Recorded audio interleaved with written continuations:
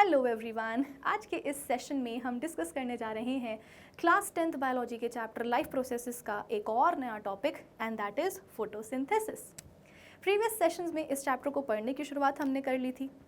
यही नहीं, इस चैप्टर का जो फर्स्ट टॉपिक है न्यूट्रिशन, उसके भी हमने कुछ बेसिक पॉइंट्स को डिस्कस कर लिया था, जैसे कि न्यूट्रिशन की प्रोसेस क्या होती है, उसका सिग्निफिकेंस क्या है, उसे हम डिफ़ाइन कैसे कर सकते हैं, न्यूट्रिएंट्स क्या होते हैं, हमारी बॉडी में न्यूट्रिएंट्स की क्या रिक्वायरमेंट होती है, उन सब चीज़ों के ऊपर हमने बात कर ली थी। फिर मैंने आपको ये भी बताया था कि बेटा इस पूरे चैप्टर में ना आपको न्यूट्रिशन दो तरह से पढ़ना होगा। सबसे पहले आपको देखना होगा कि प्लांट्स में कैसे होती है न्यूट्रिशन की प्रोसेस, फिर आपको देखना होगा कि एनिमल्स में कैसे होती है न्यूट्रिशन की प्रोसेस। तो एनिमल्स में न्यूट्रिशन की प्रोसेस कैसे होने वाली है वो हम कवर करेंगे अपने अपकमिंग लेक्चर्स में, लेकिन आज के सेशन में हम डेफिनेटली बात करने वाले हैं प्लांट्स के ऊपर। आज हम ये समझने की कोशिश करेंगे कि एग्जैक्टली प्लांट्स में कैसे होती है न्यूट्रिशन की प्रोसेस। इन शॉर्ट आज हम बात करेंगे फोटोसिंथेसिस प्रोसेस की। तो यही है आज के हमारे सेशन का टारगेट। होपफुली आप सभी को समझ में आया होगा। तो अब एक काम करते हैं, अपने टारगेट को अचीव करने के लिए आइए हम करते हैं अपने सेशन की शुरुआत। सो दिस इज़ विभूति खरे।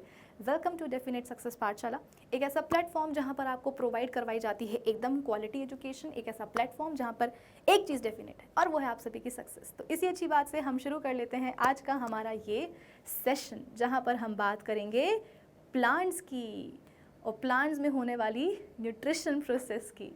ठीक है, चलो शुरू करते हैं। अब देखो, ऐसा है कि इससे पहले कि हम आज के अपने सेशन के टॉपिक पर एकदम प्रॉपरली आ जाएं, मैं ये चाहती हूँ कि इसके पहले पिछले लेक्चर में जो हमने पूरी स्टोरी पढ़ी थी उसका एक क्विक रिकैप मैं आपको दे दूँ, ताकि आज के सेशन की स्टोरी और पिछले सेशन की स्टोरी को आप आपस में रिलेट कर पाओ। ठीक है, तो अब बस सुनते जाओ एकदम ध्यान से। बेटा, पिछले लेक्चर में हमने न्यूट्रिशन के दो मोड्स के ऊपर बात करी थी कि भाई न्यूट्रिशन के दो मोड्स होते हैं। एक होता है ऑटोट्रॉफिक मोड ऑफ न्यूट्रिशन और एक होता है heterotrophic mode of nutrition. In autotrophic mode of nutrition organisms अपना खाना खुद ही सिंथेसाइज कर लेते हैं अपनी बॉडी में, whereas in heterotrophic mode of nutrition organisms अपना खाना खुद सिंथेसाइज नहीं कर पाते हैं। तो नेचुरली वो दूसरे ऑर्गेनिजम्स के ऊपर डिपेंड करेंगे अपने न्यूट्रिशन के लिए, है ना। अब आज के हमारे इस सेशन में, इस लेक्चर में हम प्योरली फोकस करने वाले हैं ऑटोट्रॉफिक मोड ऑफ न्यूट्रिशन पर। ठीक है, अब यदि इस मोड ऑफ न्यूट्रिशन को अगर हम और डेप्थ में जाकर के पढ़ते हैं या समझते हैं तो हमें ये जानने के लिए मिलता है कि ठीक है, इन autotrophic mode of nutrition organisms अपना खाना खुद तो बना लेते हैं, बट फॉर दैट ऑर्गेनिजम्स को कुछ चीज़ों की रिक्वायरमेंट होती है।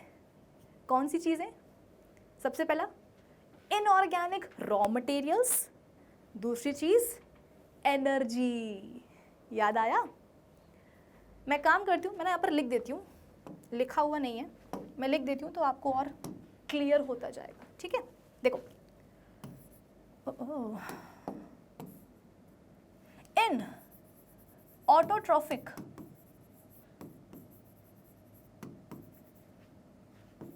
अरे क्या हो गया भाई, इन ऑटोट्रॉफिक मोड ऑफ न्यूट्रिशन दो चीज़ों की रिक्वायरमेंट होती है ऑर्गेनिजम्स को, इनऑर्गेनिक रॉ मटेरियल्स। अच्छा, आप बता सकते हो कौन से इनऑर्गेनिक रॉ मटेरियल्स? जल्दी बताओ। अपन ने पढ़ा है ना, कार्बन डाइऑक्साइड एंड वाटर, है ना। इसके अलावा एक और चीज चाहिए होती है, एनर्जी, है ना। तो कहने का मतलब ये है कि देयर आर सर्टेन ऑर्गेनिजम्स, कुछ ऑर्गेनिजम्स ऐसे होते हैं बेटा, सारे नहीं, एकदम ध्यान से सुनना मेरी बातों को। देयर आर सर्टेन ऑर्गेनिजम्स जो बोलते हैं कि भैया हमें ये दो चीज़ें दे दो तो हमारा मामला सेट हो जाएगा, मतलब कि हमें ये दो चीज़ें दे दो तो फिर हम अपना खाना अपनी बॉडी में खुद ही सिंथेसाइज कर लेंगे। तो ऐसे सर्टेन ऑर्गेनिजम्स को, ऐसे कुछ ऑर्गेनिजम्स को हम क्या बोलते हैं? ऑटोट्रॉप्स, है ना, ऑटोट्रॉप्स। और एग्जाम्पल भी मैंने आपको लर्न करवाए थे ऑटोट्रॉप्स के। All green plants, some bacteria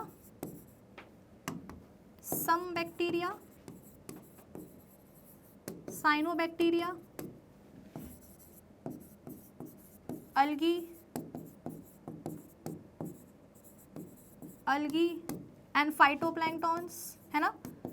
तो ये सारे एग्जाम्पल्स मैंने आपको बताए थे, मैंने आपको कहा था कि बेटा याद भी कर लेना। आई होप आप लोगों ने याद कर लिया होगा, और जिन बच्चों ने याद नहीं करा है बेटा, ये एग्जाम्पल्स बहुत ज़रूरी हैं, प्लीज़ आप इन्हें अब लर्न कर लो, आज ही लर्न कर लो, ठीक है।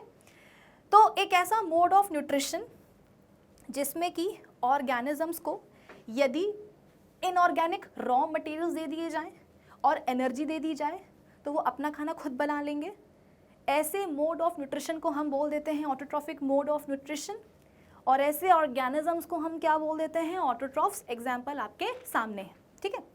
फिर हमने ये भी पढ़ा था कि यार चलो ठीक है, एनर्जी की यहाँ पर डिमांड तो आ रही है, रिक्वायरमेंट है एनर्जी की, लेकिन जो हमारे ऑर्गेनिजम्स हैं, जो हमारे ऑटोट्रॉफ्स हैं, वो एग्जैक्टली कौन सी एनर्जी का इस्तेमाल कर रहे हैं, कौन सी एनर्जी यहाँ पर यूटिलाइज हो रही है, उस बेसिस पर ये जो मोड ऑफ न्यूट्रिशन है बेटा, इसकी फर्दर तो और कैटेगरीज बन जाती हैं। याद आया? यदि लाइट एनर्जी का इस्तेमाल किया जा रहा हो तो एक कैटेगरी बन जाती है फोटो ऑटोट्रॉफिक न्यूट्रिशन की, फोटो ऑटोट्रॉफिक न्यूट्रिशन की, है ना। फोटो का मतलब ही होता है लाइट, तो एक ऐसा न्यूट्रिशन का मोड जिसमें कि ऑर्गेनिजम्स इनऑर्गेनिक रॉ मटेरियल्स से अपना ऑर्गेनिक फूड बना रहे हैं बाय यूटिलाइजिंग लाइट एनर्जी, उसको अपन क्या बोलेंगे, फोटो ऑटोट्रॉफिक न्यूट्रिशन। सिमिलरली यदि एनर्जी जो इस्तेमाल की जा रही है वो है केमिकल एनर्जी, तो फिर क्या कैटेगरी बन जाएगी बेटा, chemo autotrophic nutrition, chemo autotrophic nutrition, है ना। ये सब कुछ अपन पढ़ चुके हैं अपने पिछले लेक्चर में, बस रिवाइज कर रहे हैं ताकि आगे आने वाली जो पूरी कहानी है वो आपके एकदम दिमाग में फिक्स हो जाए, रिलेशन आप बिठा पाओ, है ना। तो यदि लाइट एनर्जी इस्तेमाल हो रही है तो उसको अपन क्या बोलेंगे, फोटो ऑटोट्रॉफिक न्यूट्रिशन, और यदि केमिकल एनर्जी का इस्तेमाल किया जा रहा हो उसको अपन क्या बोलेंगे, कीमो ऑटोट्रॉफिक न्यूट्रिशन। अब आज के सेशन में हमें क्या करना है, फोटोसिंथेसिस पढ़ना है ना। तो फोटोसिंथेसिस को पढ़ने के लिए बेटा हमें फोकस करना होगा आज इस पर, फोटो ऑटोट्रॉफिक न्यूट्रिशन पर। जितना अपन ने यहाँ तक पढ़ा है उतना आपके लिए 10th में इनफ है, पर अब फोटोसिंथेसिस की बात करनी है। जूनियर देखो, ऐसा नहीं कि आपने फोटोसिंथेसिस के बारे में कभी पढ़ा ना हो या पहली बार आप जिंदगी में नाम सुन रहे हो, नहीं यार, जूनियर क्लासेस में आप फोटोसिंथेसिस का एकदम बेसिक कॉन्सेप्ट जो है सीख करके आए ही होंगे कि एक ऐसी प्रोसेस जिसमें कि ग्रीन प्लांट्स अपना खाना बनाते हैं, उसी को हम बोलते हैं फोटोसिंथेसिस, है ना। इतना पढ़ के आए होंगे, और गलत नहीं पढ़ा है, सही पढ़ा है। बस अब क्या है ना कि हम 10th में आ गए हैं, तो 10th में आकर के हम क्या करते हैं ना, थोड़ा सा इसका एडवांस लेवल पढ़ते हैं, एडवांस वर्जन पढ़ते हैं। तो क्योंकि हमें पढ़ना है फोटोसिंथेसिस, तो इसीलिए हमें आज बात करनी होगी फोटो ऑटोट्रॉफिक न्यूट्रिशन की, ठीक है। चलो यहाँ देखो, फोटो ऑटोट्रॉफिक न्यूट्रिशन, जिसमें क्या होने वाला है, इनऑर्गेनिक रॉ मटेरियल्स का इस्तेमाल करते हुए ऑर्गेनिजम्स या हमारे ऑटोट्रॉफ्स अपना ऑर्गेनिक फूड बनाने वाले हैं, ऑर्गेनिक फूड बनाने वाले हैं, और इसके लिए डेफिनेटली वो लाइट एनर्जी का इस्तेमाल करेंगे, तब जाकर के ही क्या होगा, खाना बन सकेगा, ऑर्गेनिक फूड बन सकेगा इनऑर्गेनिक रॉ मटेरियल से। तो बेटा एक ना प्रक्रिया चलती है, एक प्रक्रिया चलती है, एक प्रोसेस होती है जिसमें कि इनऑर्गेनिक रॉ मटेरियल्स से ऑर्गेनिक फूड बनता है with the help of light energy, और उसी प्रक्रिया को, उसी प्रोसेस को बेटा हम क्या बोलते हैं, उसी प्रक्रिया को, उसी प्रोसेस को हम क्या बोलते हैं, फोटोसिंथेसिस, ठीक है, फोटोसिंथेसिस। अब कुछ बच्चे ना यहीं पर कंफ्यूज हो जाते हैं कि मैम फिर फोटो ऑटोट्रॉफिक न्यूट्रिशन क्या होता है। तो बेटा ये तो मोड ऑफ न्यूट्रिशन है, न्यूट्रिशन का एक तरीका है, एक मोड है, और जो प्रक्रिया हो रही है, जो प्रोसेस चल रही है जिसमें कि ऑर्गेनिजम्स हमारे जो ऑटोट्रॉफ्स हैं वो खाना बना रहे हैं, ऑर्गेनिक फूड बना रहे हैं इनऑर्गेनिक रॉ मटेरियल्स से, पानी से, कार्बन डाइऑक्साइड से, with the help of light energy. उस प्रक्रिया को, उस प्रोसेस को हम क्या बोलते हैं? फोटोसिंथेसिस। तो ये अलग है और ये अलग है, ये मोड ऑफ न्यूट्रिशन है और ये प्रक्रिया का नाम है, एक प्रोसेस का नाम है फोटोसिंथेसिस। ठीक है। अब 10th में क्या होता है, हमें ग्रीन प्लांट्स में किस तरीके से होने वाली है फोटोसिंथेसिस, वो हमें पढ़ना होता है। ठीक है। तो इसके लिए ना बेटा थोड़ा सा हमें ग्रीन प्लांट्स में जो इनकी हरी हरी पत्तियां होती हैं, जो लीव्स होती हैं, उनका स्ट्रक्चर सबसे पहले समझना होगा। जब आप एक टिपिकल लीफ का स्ट्रक्चर समझोगे ना बेटा, तभी आपको ये क्लियर होगा कि फोटोसिंथेसिस की प्रोसेस एग्जैक्टली होती कैसे है और कहाँ होती है। भाई कोई प्रोसेस चल रही है, ठीक है चल रही है, लेकिन कहाँ हो रही है, कैसे हो रही है, उसका मैकेनिज्म क्या है, वो भी तो आपके लिए जानना ज़रूरी है ना।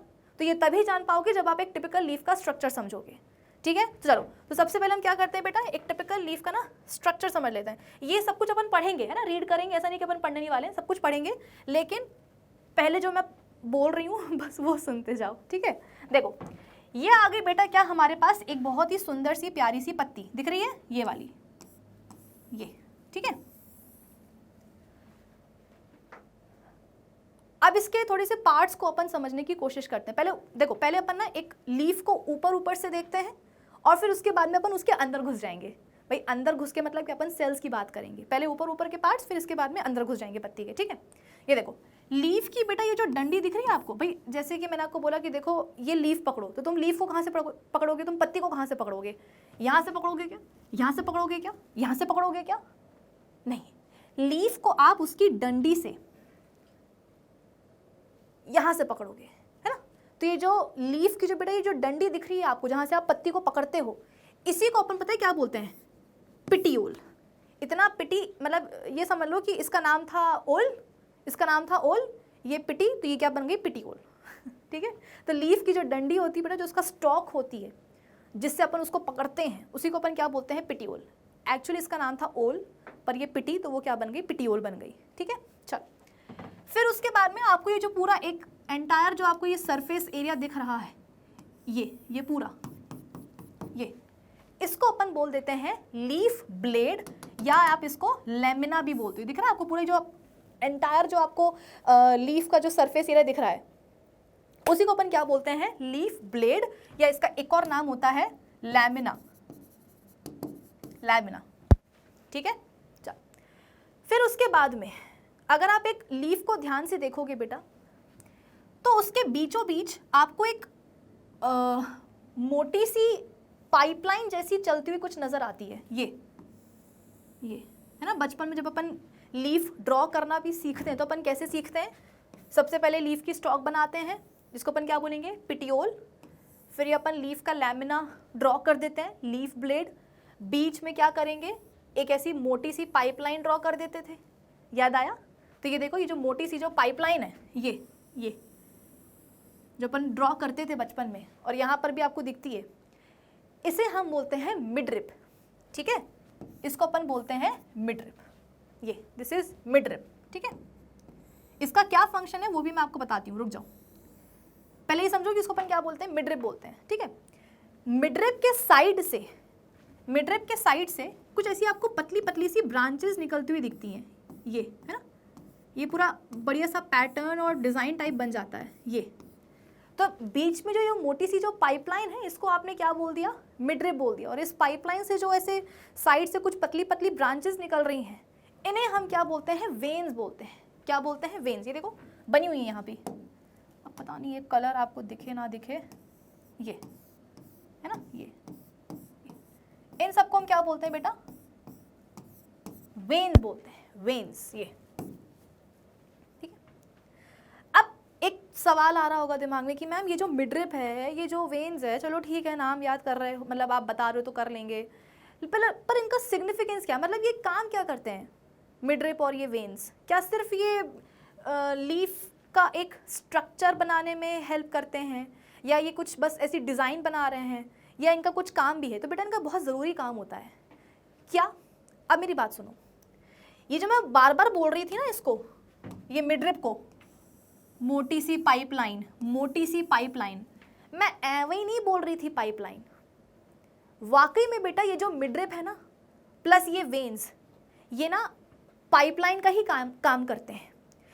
हम सबके घरों में पाइपलाइन होती है, वो क्या करती है, हमारे घर के नलों तक पानी पहुंचाने का काम करती है। सपोज आपके घर में एक ओवरहेड टैंक है, तो ओवरहेड टैंक से आपके घर में जो बाथरूम में या किचन में जो नल लगे हुए हैं, जो टैप लगे हुए हैं, उन तक पानी कैसे आता है भाई? टैंक के अंदर तो पानी है, लेकिन नल तक पानी कैसे आएगा? तो पाइपलाइन बिछाई जाएगी, उसके थ्रू पानी आएगा, है ना।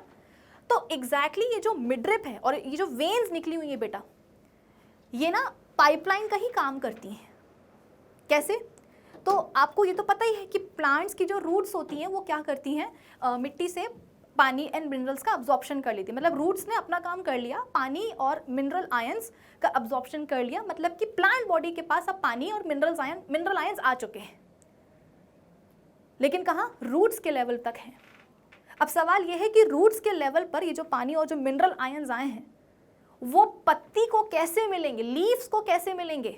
तो हर एक लीफ में बेटा ये जो मिडरिप होती है, जो वेन्स होती हैं, यही क्या करती हैं, पानी और मिनरल आयंस को यहाँ तक, मतलब लीफ तक ट्रांसपोर्ट कराने का काम करती हैं। कक्षा 9वीं में, 9th में आप लोगों ने जाइलम टिश्यू के बारे में बात करी होगी, है ना, पढ़ा होगा डेफिनेटली। जाइलम टिश्यू क्या होता है? एक तरह का कंडक्टिंग टिश्यू होता है। जाइलम टिश्यू बाकी दूसरे एलिमेंट्स के साथ मिल करके जो है ना जाइलम कंडक्टिंग चैनल बना लेता है। मैं ना इसको थोड़ा ड्रॉ करके बताऊंगी तो ये आपको समझ में आएगा। देखो,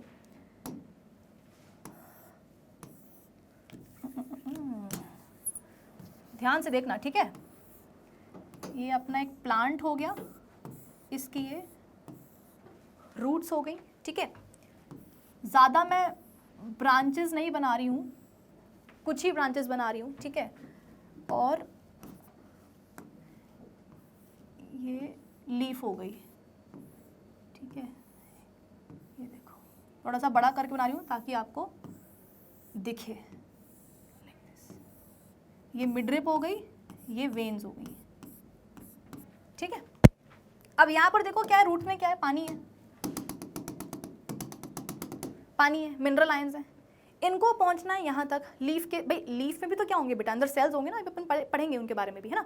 तो लीफ में क्या है, अंदर सेल्स हैं, उनको चाहिए है ये पानी और ये मिनरल आयंस। तो यहाँ से यहाँ तक कैसे जो है ना पहुँचेंगे? Water and mineral ions. यहाँ पर रोल प्ले करता है जाइलम टिश्यू, जो कि एक तरह का कंडक्टिंग टिश्यू। वो क्या करता है, अपने बाकी सारे एलिमेंट्स के साथ मिल करके लंबे लंबे जाइलम कंडक्टिंग चैनल्स बना देता है। जाइलम कंडक्टिंग चैनल का मतलब क्या है बेटा?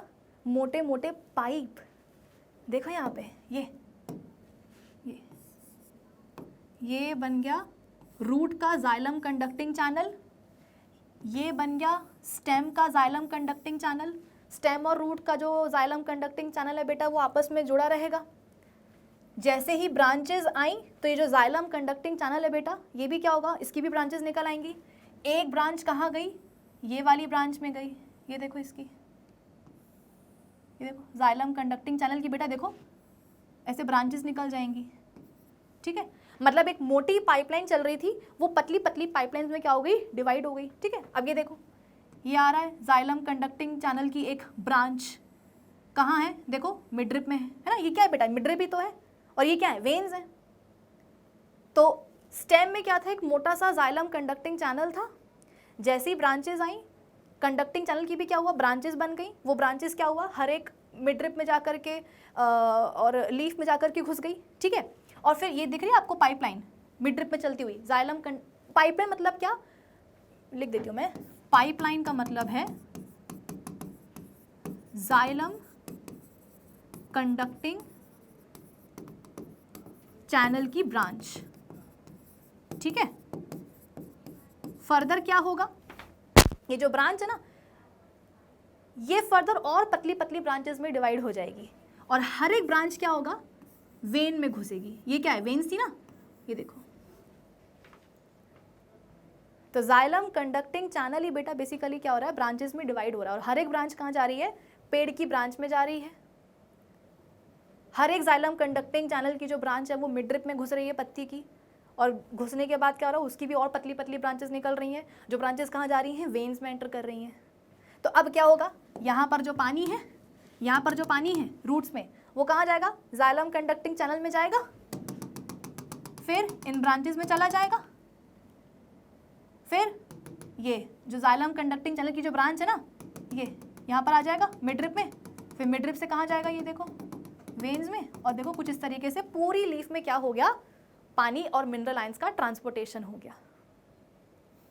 अब आई बात समझ में, ना सिर्फ जाइलम कंडक्टिंग चैनल होता है मिडरिप में, बल्कि फ्लोएम कंडक्टिंग चैनल भी होता है। अब फ्लोएम कंडक्टिंग चैनल कैसे बनता है, फ्लोएम टिश्यू से, जो कि क्या है, एक और तरह का कंडक्टिंग टिश्यू है, लेकिन वो क्या कंडक्शन करवाता है, फूड का। भाई लीफ में क्या हो रहा है, खाना बनेगा ना, सपोज लीफ में यहाँ पर क्या बना बेटा, खाना बना, ये देखो खाना बना, ये प्लांट का खाना है, ठीक है, और इस खाने की डिमांड कहाँ आ रही है, रूट का ये एक सेल है, इसको चाहिए खाना, तो लीफ में तो है खाना, लेकिन रूट के सेल को चाहिए, तो यहाँ से यहाँ तक खाना कैसे पहुँचेगा, तो अगेन फ्लोएम कंडक्टिंग चैनल होता है। ये देखो, ये होता है एक फ्लोएम कंडक्टिंग चैनल। चलो मैं यहाँ बना देती हूँ, ठीक है, ये क्या है, फ्लोएम कंडक्टिंग चैनल है। स्टेम में एक मोटा सा फ्लोएम कंडक्टिंग चैनल चलता है, एक मोटी सी पाइपलाइन चलती है, और जैसी ब्रांचेस आती हैं पेड़ की, स्टेम मतलब स्टेम से ब्रांचेस निकलती, तो क्या होता है, फ्लोएम कंडक्टिंग चैनल की भी ब्रांचेस बन जाती हैं, ठीक है। तो देखो एक ब्रांच कहाँ गई, एक ब्रांच गई ये वाली ब्रांच में, ठीक है, और देखो कहाँ आ गई, मिडरिप में आ गई, देखो ये आ गई मिडरिप में, और वेन्स के लेवल पर क्या होने वाला है, ये और पतली पतली ब्रांचेस में चैनल की जो मतलब जैसे ही वेन्स आई, तो ये जो फ्लोएम कंडक्टिंग चैनल की जो ब्रांच है, ये जो मिडरिप में दौड़ रही है, और पतली पतली अपनी ब्रांचेस में डिवाइड हो जाएगी, और हर एक ब्रांच कहाँ जाएगी, फिर वेन में जाएगी, ठीक है ना। ये देखो ये तो यहाँ पर जो खाना बना है, वो खाना बोल सकते हो कि इसी फ्लोएम कंडक्टिंग चैनल की ब्रांच में बैठ करके कहाँ आ जाएगा, ये मोटी वाली ब्रांच में आ जाएगा, मोटी वाली ब्रांच से कहाँ जाएगा, ये मेन कंडक्टिंग चैनल में आ जाएगा, और फिर यहाँ से कहाँ जाएगा, इस सेल के पास चला जाएगा, ठीक है।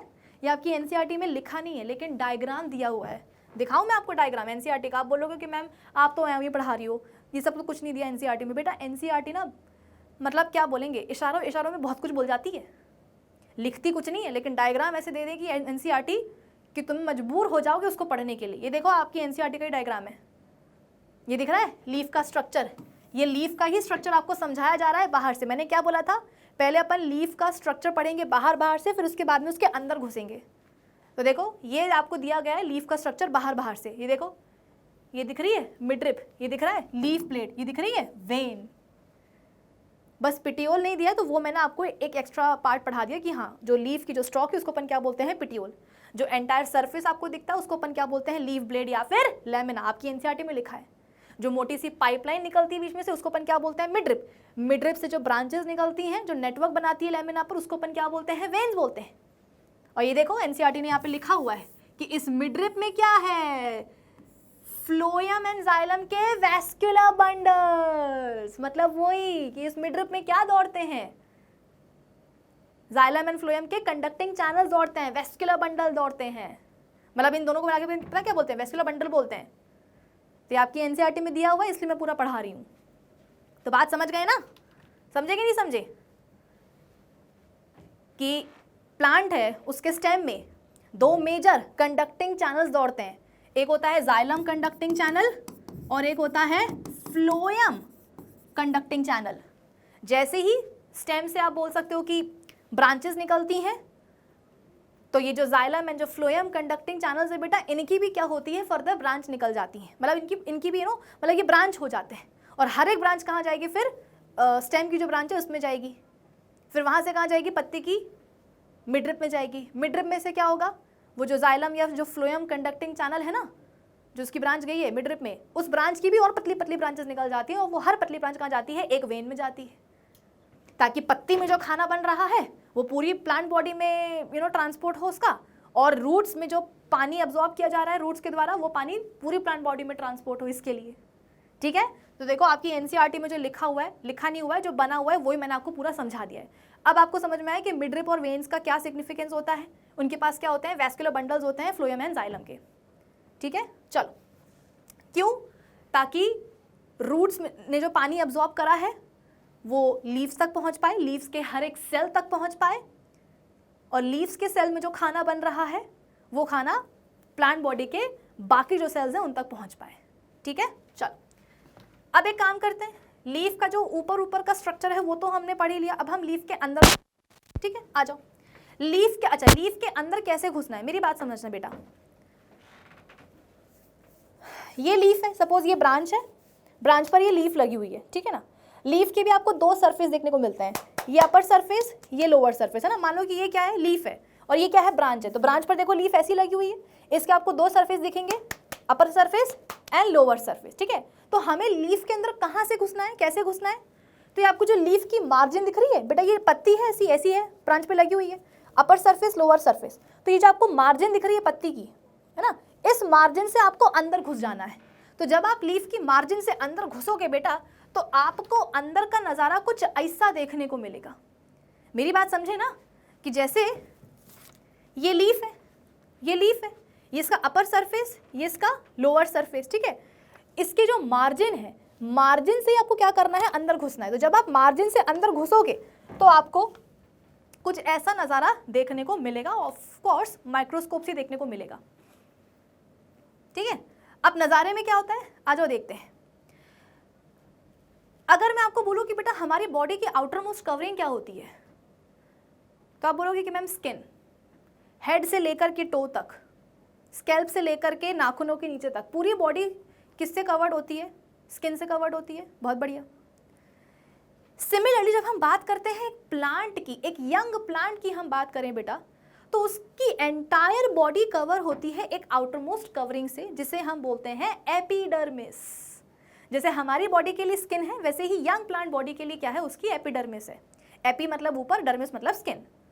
तो यंग प्लांट बॉडी में क्या क्या पार्ट्स होते हैं, उसकी roots, stem, leaves, branches, flowers, fruits, ये एंटायर पार्ट्स बेटा, मतलब आप ये समझ लो कि एक यंग प्लांट की पूरी बॉडी, चाहे वो स्टेम हो, रूट्स हो, लीव्स हो, फूल हो, चाहे कुछ भी क्यों ना हो, हर एक पार्ट जो है बेटा वो कवर्ड होता है एक आउटर मोस्ट कवरिंग से, जिसको अपन बोलते हैं एपिडर्मिस, ठीक है। तो जब आप लीफ के अंदर घुसोगे, भाई लीफ है आपके पास, हमें तो लीफ का, हमें तो 10th में देखो लीफ का स्ट्रक्चर ही पढ़ना है। तो जब आप लीफ का स्ट्रक्चर देखोगे तो उसके अपर सरफेस पर आपको मिलेगी अपर एपिडर्मिस और लोअर सरफेस पे मिलेगी लोअर एपिडर्मिस। भाई लीफ के दो सरफेसेस होते हैं ना, लीफ के दो सरफेसेस होते हैं, ये देखो ये लीफ है, इसके दो सरफेसेस हैं, ये अपर और ये लोअर। मैंने ये बोला कि पूरी plant body, entire plant body is covered by epidermis. तो लीफ भी क्या होगी, एपिडर्मिस से कवर्ड होगी। इसके जो दो सरफेसेस हैं उनके ऊपर भी क्या होगी, एपिडर्मिस होगी। अपर सरफेस पर भी एपिडर्मिस होगी और लोअर सरफेस पर भी एपिडर्मिस होगी। अपर सरफेस की एपिडर्मिस को बोलते हैं अपन अपर एपिडर्मिस, और लोअर सरफेस की एपिडर्मिस को हम बोलते हैं लोअर एपिडर्मिस। आई बात समझ में। तो होता क्या है, जब हम लीफ के अंदर घुसते हैं तो ऑब्वियसली बेटा लीफ के अंदर घुसेंगे तो क्या होगा, हमें सेल्स दिखाई देंगे। लेकिन ये सेल्स, लेकिन ये जो सेल्स है ना, ये आप समझ लो कि दो एपिडर्मिस के बीच में होते हैं। जैसे कि वो अपने क्रीम वाले बिस्किट नहीं होते हैं, कि एक ऐसा बिस्किट, एक ऐसा बिस्किट, एक ऐसा बिस्किट और इनके बीच में क्रीम, है ना। ठीक वैसे ही लीफ में क्या होता है, अपर सरफेस पर जो अपर एपिडर्मिस है, लोअर सरफेस पर जो लोअर एपिडर्मिस है, इन दोनों ही एपिडर्मिस के बीच में क्या होते हैं, सेल्स लगे होते हैं या सेल्स पाए जाते हैं, ठीक है। तो यहां पर देखो, ये आपको दिख रही है बेटा, ये दिस वन इज कलर, यार नहीं दिख रहा होगा मेरे हिसाब से, रुको, ये होगी बेटा तुम्हारी नहीं मतलब लीफ की अपर एपिडर्मिस, और ये होगी लीफ की लोअर एपिडर्मिस, ठीक है।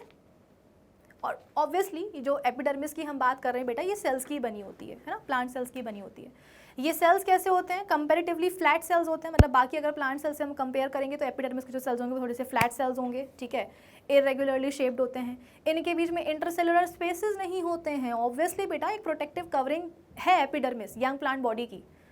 तो एपिडर्मिस के जो सेल्स होंगे ना उनमें इंटरसेलुलर स्पेसेस नहीं होंगे, है ना, क्योंकि एपिडर्मिस क्या है, एक तरह की प्रोटेक्टिव कवरिंग है प्लांट बॉडी की, यंग प्लांट बॉडी की, तो सेल्स के बीच में इंटरसेलुलर स्पेसेस होना अच्छी बात नहीं है, ठीक है। तो फ्लैट सेल्स होते हैं, इरेगुलरली शेप्ड होते हैं, इंटरसेलुलर स्पेसेस नहीं होते हैं।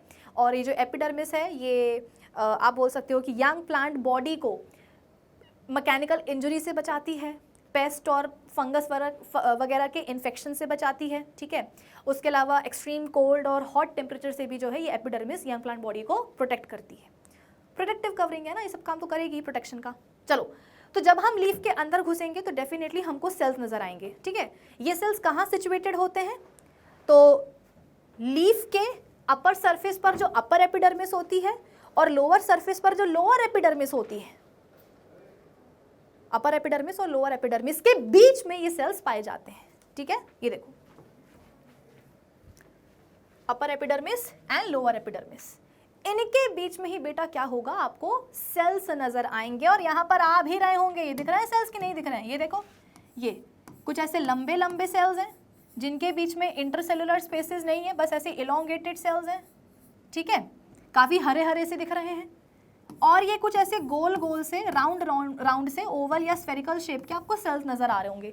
और हाँ, ये जो स्फेरिकल शेप के आपको जो सेल्स नजर आ रहे हैं, इनके बीच में देखो क्या है, इंटरसेलुलर स्पेसेस है ना। तो ये हो गई अपर एपिडर्मिस, ये हो गई लोअर एपिडर्मिस, इनके बीच में आपको ये सेल्स नजर आ रहे हैं बेटा। और इन्हीं सेल्स को पता है हम क्या बोलते हैं, इन्हीं सेल्स को हम बोलते हैं बेटा मीजोफिल सेल्स। क्या बोलेंगे मुन्ना, मीजोफिल सेल्स। ये वर्ड आपके लिए बहुत जरूरी है। एक लीफ का जो स्ट्रक्चर है बेटा, वो आपने बाहर बाहर से ऊपर से तो पढ़ लिया है, अब अंदर भी घुसो उसके। जब अंदर घुसोगे तो आपको कुछ सेल्स नजर आएंगे।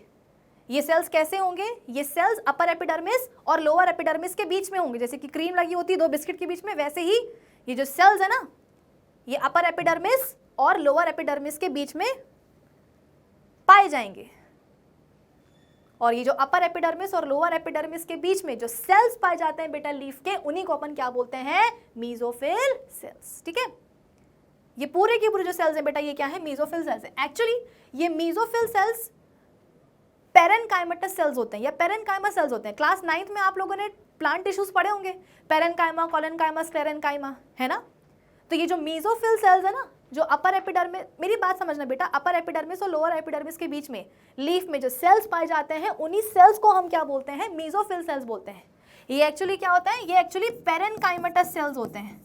अब आप बोलोगे कि मैम पहले डिसाइड कर लो कि पेरेनकाइमेटस सेल्स हैं या मीजोफिल सेल्स हैं। बेटा ये तो नाम है, जैसे कि मेरा नाम विभूति है, हूं तो मैं इंसान, तुम्हारा नाम ऐश्वर्या है, लेकिन तुम हो तो इंसान। तो ऐसा तो नहीं कि हम बोलें कि भैया हम तो इंसान है तो हम अपना नाम क्यों रखेंगे। भाई इतने सारे इंसान हैं, लेकिन हर एक इंसान अपना कुछ नाम तो रखता ही है ना। वैसे ही ये सारे सेल्स कौन से हैं, ये सब पेरेनकाइमा सेल्स हैं, लेकिन कुछ ना कुछ नाम तो रखेंगे ना। तो अपन इनको क्या नाम रखते हैं, मीजोफिल सेल्स नाम रखते हैं, ठीक है। अब ये जो मीजोफिल सेल्स होते हैं ना बेटा, ये भी आप बोल सकते हो कि फर्दर दो कैटेगरीज में कैटेगराइज्ड होते हैं। ये जो मीजोफिल सेल्स है ना, ये भी फर्दर दो और कैटेगरीज में कैटेगराइज्ड होते हैं। ये जो आपको इलोंगेटेड ऐसे लंबे लंबे से ऐसे सिलेंड्रिकल शेप के जो आपको सेल्स नजर आ रहे हैं, ये ऐसे लंबे लंबे सेल्स जिनके बीच में इंटरसेलुलर स्पेसेस नहीं है, इन्हें हम बोलते हैं पेलिसेड मीजोफिल सेल्स। क्या बोलते हैं, पेलिसेड मीजोफिल सेल्स। और ये जो आपको छोटे छोटे से ऐसे गोले गोले स्फेरिकल या ओवल शेप के सेल्स नजर आ रहे हैं, इन्हें हम बोलते हैं स्पॉन्जी मीजोफिल सेल्स, या आप इनको स्पॉन्जी पेरेनकाइमा सेल्स भी बोल सकते हो। जगह ही नहीं हो रही है भाई। स्पॉन्जी पेरेनकाइमा या मीजोफिल सेल्स, ठीक है। तो इन मीजोफिल सेल्स को ही हम दो कैटेगरीज में डिवाइड कर देते हैं या कैटेगराइज कर देते हैं। ये जो लंबे लंबे सेल्स हैं, इलोंगेटेड जो सेल्स हैं, बिना इंटरसेलुलर स्पेसेस वाले, अपर एपिडर्मिस के नीचे, इनको हम बोलेंगे पेलिसेड मीजोफिल सेल्स। और इनके नीचे जो ऐसे गोले गोले राउंड राउंड या ओवल या स्फेरिकल शेप के आपको सेल्स नजर आ रहे हैं, जिनके बीच में भरपूर क्या है, इंटरसेलुलर स्पेसेस हैं, उन्हें हम क्या बोलते हैं, स्पॉन्जी मेसोफिल सेल्स या स्पॉन्जी पेरेन्काइमा सेल्स भी आप बोल सकते हो, ठीक है।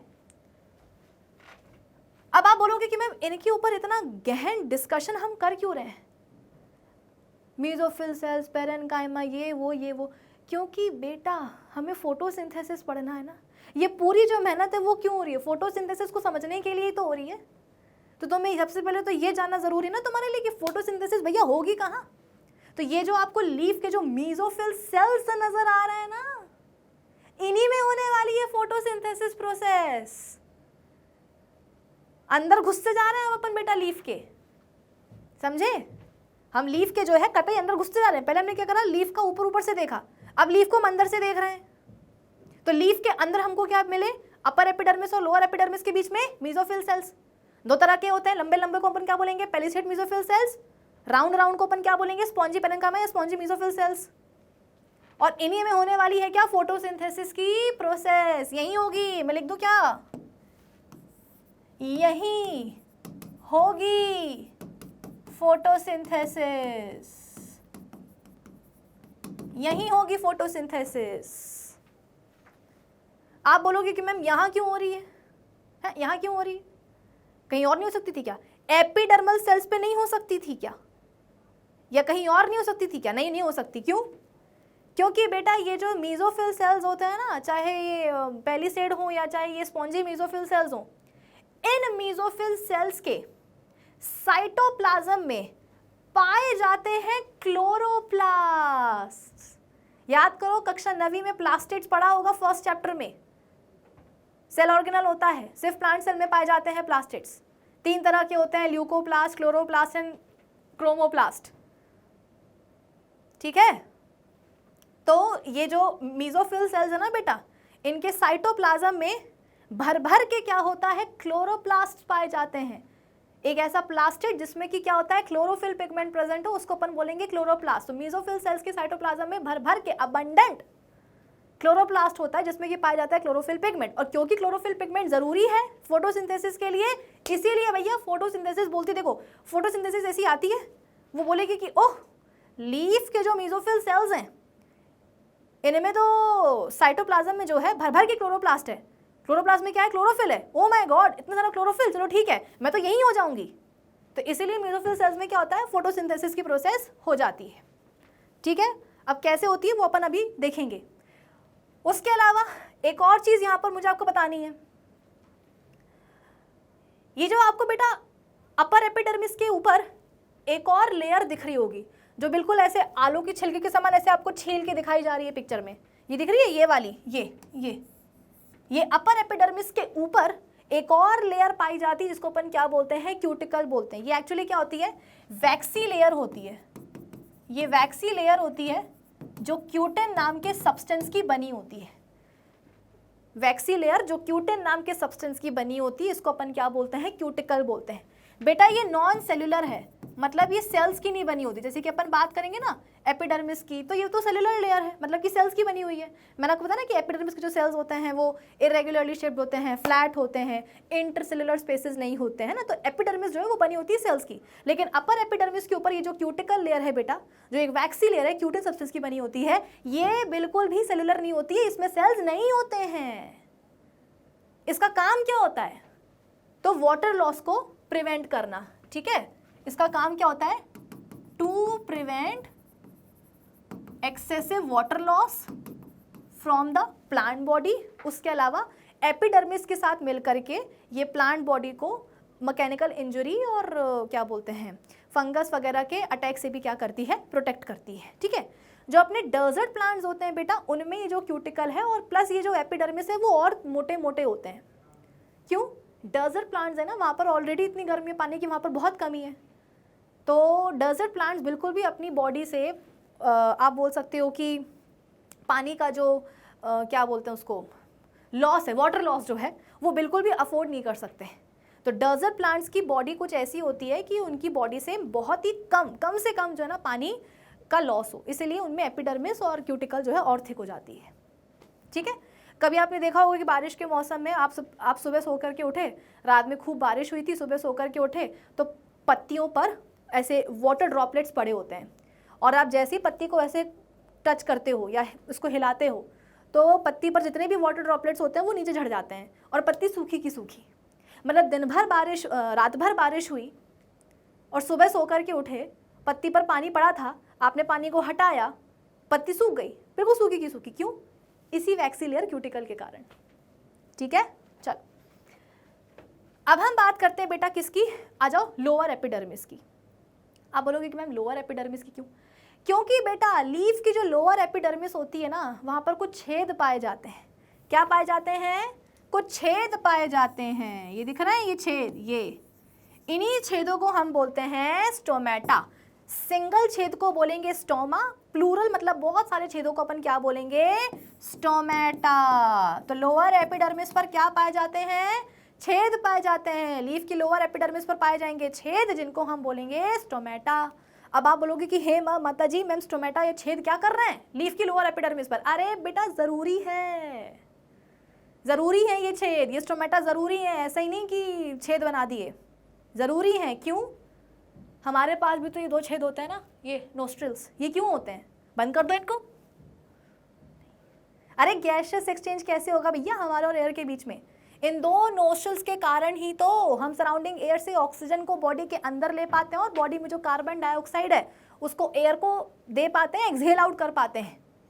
तो ये जो हमारे नोस्ट्रिल्स हैं ये गैसियस एक्सचेंज का काम करते हैं between us and surrounding air, right? वैसे ही ये जो स्टोमेटा होते हैं बेटा, ये लीफ और उसकी सराउंडिंग एयर के बीच में गैसियस एक्सचेंज का काम करते हैं। भाई फोटोसिंथेसिस के लिए अभी अभी हमने कुछ देर पहले देखा था कि फोटोसिंथेसिस के लिए क्या चाहिए है? रॉ मटेरियल्स कौन कौन से? Carbon dioxide and water. तो पानी का इंतजाम तो हो जाएगा, पानी का इंतजाम तो हो जाएगा। कैसे हो जाएगा? अरे रूट्स कर देंगी ना, अपन ने पढ़ा तो कि रूट्स क्या करती हैं? पानी और मिनरल आयंस को अब्सॉर्ब कर लेती हैं। कहाँ गया भैया? हाँ, रूट्स क्या करती हैं? पानी और मिनरल आयंस को अब्सॉर्ब कर लेती हैं। मतलब प्लांट बॉडी के अंदर आ जाता है पानी, फिर क्या होता है? जाइलम कंडक्टिंग चैनल बनता है। फिर वही जाइलम कंडक्टिंग चैनल क्या करता है? पानी और मिनरल आयंस को लीफ तक पहुंचाने का काम करता है, लीफ के सेल्स तक पहुंचाने का काम करता है। अब पल्ले पड़ा कि मैम ये हम कुछ पढ़ क्यों रहे थे? क्योंकि बेटा हमें फोटोसिंथेसिस का डिटेल में पढ़ना है कि एग्जैक्टली फोटोसिंथेसिस प्रोसेस कैसे होती है, उसका पूरा मैकेनिज्म हमें समझना है। बस इतना बोल देना कि हाँ भाई फोटोसिंथेसिस के लिए पानी चाहिए, कार्बन डाइऑक्साइड चाहिए है, इतना इनफ नहीं होगा। आपको पूरा समझना पड़ेगा कि चाहिए, चलो ठीक है पानी चाहिए, कार्बन डाइऑक्साइड चाहिए, तो ये पानी एग्जैक्टली आएगा कैसे मेसोफिल सेल्स तक? कार्बन डाइऑक्साइड गैस आएगी कैसे एग्जैक्टली मेसोफिल सेल्स तक? तुम्हें यह जानना जरूरी होगा। भाई यहाँ पर तो मैंने लिख दिया बड़े मतलब उससे मजे से कि जो मेसोफिल सेल्स है ना, यहीं पर होती है फोटोसिंथेसिस। लीफ के मेसोफिल सेल्स में होती है फोटोसिंथेसिस, पर कैसे होती है? फोटोसिंथेसिस के लिए कार्बन डाइऑक्साइड चाहिए है और पानी चाहिए है। तो पानी कैसे आया? पानी आप बोल सकते हो कि भैया रूट्स ने अब्सॉर्ब कर लिया था, फिर जाइलम कंडक्टिंग चैनल बना, उसकी ब्रांचेस बनी, ब्रांचेस कहाँ गई? लीव्स के अंदर गई, मिडरिप के थ्रू, वेन्स के थ्रू, और फिर लीफ के हर एक सेल, हर एक मेसोफिल सेल तक पानी पहुंचाया गया इसी जाइलम कंडक्टिंग चैनल और उसकी ब्रांचेस द्वारा। रूट से पानी जो है बेटा लीफ के हर एक मेसोफिल सेल के अंदर आ गया। ठीक है, चलो फिर उसके बाद में हमने बोला कि भाई पानी का इंतजाम हो गया, टैंकर आ गया। अब हमको क्या चाहिए? कार्बन डाइऑक्साइड चाहिए। पर ये कार्बन डाइऑक्साइड गैस कहां से आने वाली है? क्या ये भी रूट्स अब्सॉर्ब करेंगी क्या? बिल्कुल भी नहीं। रूट्स बोलेंगे कि हम पागल हैं क्या, हम पानी भी अब्सॉर्ब करें, हम मिनरल आयंस भी अब्सॉर्ब करें, अब हम कार्बन डाइऑक्साइड भी अब्सॉर्ब करें? हम नहीं करेंगे बस। तो इसीलिए क्या होता है, छेद बनाए जाते हैं लोअर एपिडर्मिस पर, मतलब बनाए जाते हैं, प्रकृति ने नेचुरली बनाए हुए हैं। लोअर एपिडर्मिस पर छेद होते हैं जिनको अपन क्या बोलते हैं? स्टोमेटा, सिंगुलर स्टोमा, जो हमारे नोस्ट्रिल्स की तरह ही काम करते हैं कि सराउंडिंग एयर से क्या होगा, जो कार्बन डाइऑक्साइड गैस होगी बेटा वो इन स्टोमेटा के थ्रू, इन स्टोमेटा के थ्रू, ये दिख रहा है स्टोमेटा, स्टोमा एक, तो इस स्टोमेटा के through carbon dioxide surrounding air से कहां एंटर करेगी? लीफ के अंदर एंटर करेगी। और मीजोफिल सेल्स तक पहुंचेगी। स्पॉन्जी जो मीजोफिल सेल्स हैं उनके पास जाएगी, जो पेलिसेड मीजोफिल सेल्स हैं उनके अंदर भी जाएगी, क्योंकि मीजोफिल सेल्स में क्या होना है, फोटोसिंथेसिस होनी है। तो मीजोफिल सेल्स तक बेटा इनऑर्गेनिक रॉ मटेरियल पहुंचाना बहुत ज़रूरी है। पानी आ जाएगा जाइलम कंडक्टिंग चैनल से, उसकी ब्रांचेस से जो मिड रिप और वेन्स में दौड़ती हैं। और कार्बन डाइऑक्साइड गैस कहाँ से आएगी, तो जो स्टोमेटा लगे होते हैं ना, इनसे सराउंडिंग एयर की कार्बन डाइऑक्साइड अंदर आ जाती है, कहाँ, लीफ के अंदर, और मीजोफिल सेल्स तक पहुंच जाती है। अच्छा, मैंने क्या बताया था, ये जो स्पॉन्जी मीजोफिल सेल्स होते हैं इनके बीच में इंटरसेलुलर स्पेसेस होती हैं, और जो पेलिसेड मीजोफिल सेल्स होते हैं, है ना, ये इनके बीच में इंटरसेलुलर स्पेसेस नहीं होती हैं। तो कभी आपके दिमाग में सवाल आया कि मैम ये स्पॉन्जी मीजोफिल सेल्स के बीच में इंटरसेलुलर स्पेसेस क्यों हैं? बेटा, अगर ये जो स्पॉन्जी मीजोफिल सेल्स है ना, अगर ये कॉम्पैक्टली अरेंज हो जाएंगे, यदि इनके बीच की स्पेसेस हम गायब कर देंगे, तो कार्बन डाइऑक्साइड यहाँ पर जो मुंह उठा करके आ रही है, तो ये सिर्फ स्पॉन्जी मीजोफिल सेल्स तक ही पहुँच पाएगी। उनके ऊपर जो पेलिसेड सेल्स है ना, उन तक तो पहुँच ही नहीं पाएगी। अरे बेटा, अगर तुम्हारी रोड ही ब्लॉक होगी तो तुम आगे बढ़ पाओगे क्या? नहीं। अगर रोड ब्लॉक ना हो, रोड पर ट्रैफिक जरूर हो, गाड़ियां जरूर खड़ी हो, लेकिन अगर गाड़ियों के बीच में स्पेसेस होंगी, जगह होगी, तो तुम यूं करके जो है अपनी गाड़ी निकाल के पहुंच जाओगे आगे। तो कार्बन डाइऑक्साइड गैस भी यही बोलती है कि भैया स्पॉन्जी मीजोफिल सेल्स तुम लोग जो है रहो, कोई दिक्कत की बात नहीं है, लेकिन अपने बीच में स्पेसेस बना लो, ताकि उन इंटरसेलुलर स्पेसेस से मैं निकल करके क्या हो, पेलिसेड सेल्स तक भी पहुंच जाऊं। हर चीज का लॉजिक है बेटा, कोई भी चीज ऐਵੇਂ ही नहीं हो जाती है, हर चीज के पीछे कुछ ना कुछ रीजन होता है। ओके, चलो, तो कार्बन डाइऑक्साइड गैस जो है बेटा आ जाएगी पेलिसेड सेल्स तक, है ना, या मीजोफिल सेल्स तक। तो कुल मिलाकर के मीजोफिल सेल्स को क्या हो गया, कार्बन डाइऑक्साइड मिल गया, पानी मिल गया, मतलब कि इनऑर्गेनिक रॉ मटेरियल्स मिल गए। यानी कि अब वहां पर क्या हो सकती है, फोटोसिंथेसिस हो सकती है। फोटोसिंथेसिस में हम बचपन से पढ़ते आ रहे हैं कि भैया ऑक्सीजन भी बनती है। तो वो जो मीजोफिल सेल्स में बेटा ऑक्सीजन बन रही है, वो तो फिलहाल हमारे प्लांट के लिए क्या है, वेस्ट है, उसको क्यों चाहिए ऑक्सीजन। तो वो जो ऑक्सीजन बन रही है मीजोफिल सेल्स में बेटा, वो ऑक्सीजन फोटोसिंथेसिस प्रोसेस में जो ऑक्सीजन बन रही है ना, वो ऑक्सीजन क्या होगा, अरे वो बाहर भी तो निकलेगी ना, वो ऑक्सीजन इनसे बाहर निकलेगी, इनसे बाहर निकलेगी ऑक्सीजन मीजोफिल सेल से, और इंटरसेलुलर स्पेसेस से होते होते होते होते होते जो स्टोमेटा है ना, इन्हीं से बाहर निकल आएगी। तो हो गया ना गैसेस एक्सचेंज लीफ और सराउंडिंग एयर के बीच में, कि कार्बन डाइऑक्साइड अंदर जा रही है और ऑक्सीजन बाहर आ रही है। हमारे में उल्टा होता है, इनके में उल्टा होता है, मतलब हमारे में सीधा होता है, इनके में उल्टा होता है। हम ऑक्सीजन लेते हैं, ये हम ऑक्सीजन लेते हैं और कार्बन डाइऑक्साइड देते हैं। ये क्या कर रहे हैं, कार्बन डाइऑक्साइड ले रहे हैं और ऑक्सीजन दे रहे हैं हमको। हम यहाँ पर अपनी नाक लेकर के बैठ जाते हैं कि हाँ हाँ तुम निकालो ऑक्सीजन, हम ले रहे हैं। तो हुआ ना गैसेस एक्सचेंज। इसीलिए बेटा ये छेद जरूरी है, इसीलिए ये स्टोमेटा जरूरी है। यही नहीं, ना सिर्फ बेटा इन स्टोमेटा से गैसेस एक्सचेंज होता है, बल्कि इन स्टोमेटा से ट्रांसपिरेशन भी होता है। आप बोलोगे मैम व्हाट इज ट्रांसपिरेशन। देखो जो हमारे प्लांट्स होते हैं ना बेटा, ये बहुत भोले टाइप के होते हैं। इनकी रूट्स क्या करती हैं, एकदम लालच के समान, जैसे कि अपन बचपन में नहीं कि मम्मी ने अगर कुछ अच्छा फेवरेट कोई डिश बनाई है ना, तो हमको लगता है कि हम बस खाते जाए खाते जाए खाते जाए। इतनी हमारी कैपेसिटी नहीं होती है खाने की। मम्मी बोलेंगी बेटा हमको पता है कि तुम 2 रोटी से ज़्यादा नहीं खा पाओगे, लेकिन हमको लगता है कि आज मम्मी ने बनाए हैं छोले भटूरे या पूड़ी के साथ जो भी तुम्हारी फेवरेट सब्जी, तो आज हम पेल दें। तो मम्मी बोलती रहेंगी कि बेटा तुमने 4 रोटी रख तो ली, तुमने 4 भटूरे रख तो लिए, लेकिन तुम खा नहीं पाओगे। अल्टीमेटली वही होता है, 2 खा करके बोलते हैं कि मम्मी अब ना हो पाएगा। तो हमारे प्लांट भी बेटा ऐसे ही होते हैं। रूट्स क्या करती हैं, पानी अब्जॉर्ब करती जाएंगी करती जाएंगी करती जाएंगी, और जब उस पानी को यूटिलाइज करने की बारी होगी ना बेटा, तो करीबन 1% पानी, मतलब जितना भी पानी रूट्स ने अब्जॉर्ब करा है, जितना भी पानी प्लांट बॉडी के अंदर है, उसका केवल 1% प्लांट क्या करते हैं, इस्तेमाल करते हैं, यूटिलाइज करते हैं। बाकी जो पानी अब्जॉर्ब किया गया है बेटा, वो प्लांट बॉडी के फिर बाहर निकालना पड़ता है। तो आप बोलोगे कि मैम ये क्या पगलापन है, जितना पानी यूज करना था उतना ही अब्जॉर्ब करते। ये क्या हुई बात कि इतना सारा पानी अब्जॉर्ब कर लिया और उसका केवल 1% हिस्सा जो है ना यूटिलाइज किया, बाकी का क्या होगा, बाकी वेपर्स के फॉर्म में प्लांट बॉडी से बाहर निकलेगा। कैसे, तो ये जो स्टोमेटा होता है ना बेटा, ये सिर्फ गैसेस एक्सचेंज के काम नहीं आते हैं, बल्कि ये स्टोमेटा से प्लांट बॉडी का जो एक्सेस पानी है वो वेपर्स के फॉर्म में बाहर निकलता है और इसी प्रोसेस को अपन क्या बोलते हैं, ट्रांसपिरेशन, है ना। पानी बाहर निकल रहा है लेकिन वो कैसे निकल रहा है, वेपर्स के फॉर्म में। इसीलिए तो हमें पानी लीफ के मतलब लीफ से, जब देखो दिन के टाइम पर क्या हो रहा है, स्टोमेटा खुले हुए हैं, दिन के टाइम पर स्टोमेटा खुले हुए हैं। तो क्या तुमने कभी किसी लीफ के आसपास जाकर के देखा है कि देखो लीफ के स्टोमेटा खुले और देखो कैसे पानी बाहर निकल रहा है? नहीं देखेगा। क्यों? क्योंकि जो पानी बाहर निकल रहा है बेटा वो वेपर्स के फॉर्म में निकल रहा है। जो वेपर्स एयर में सस्पेंड हो जाती है, दिखती नहीं है, ठीक है। तो ये जो स्टोमेटा है इनसे होता है गैसियस एक्सचेंज प्लस ट्रांसपिरेशन।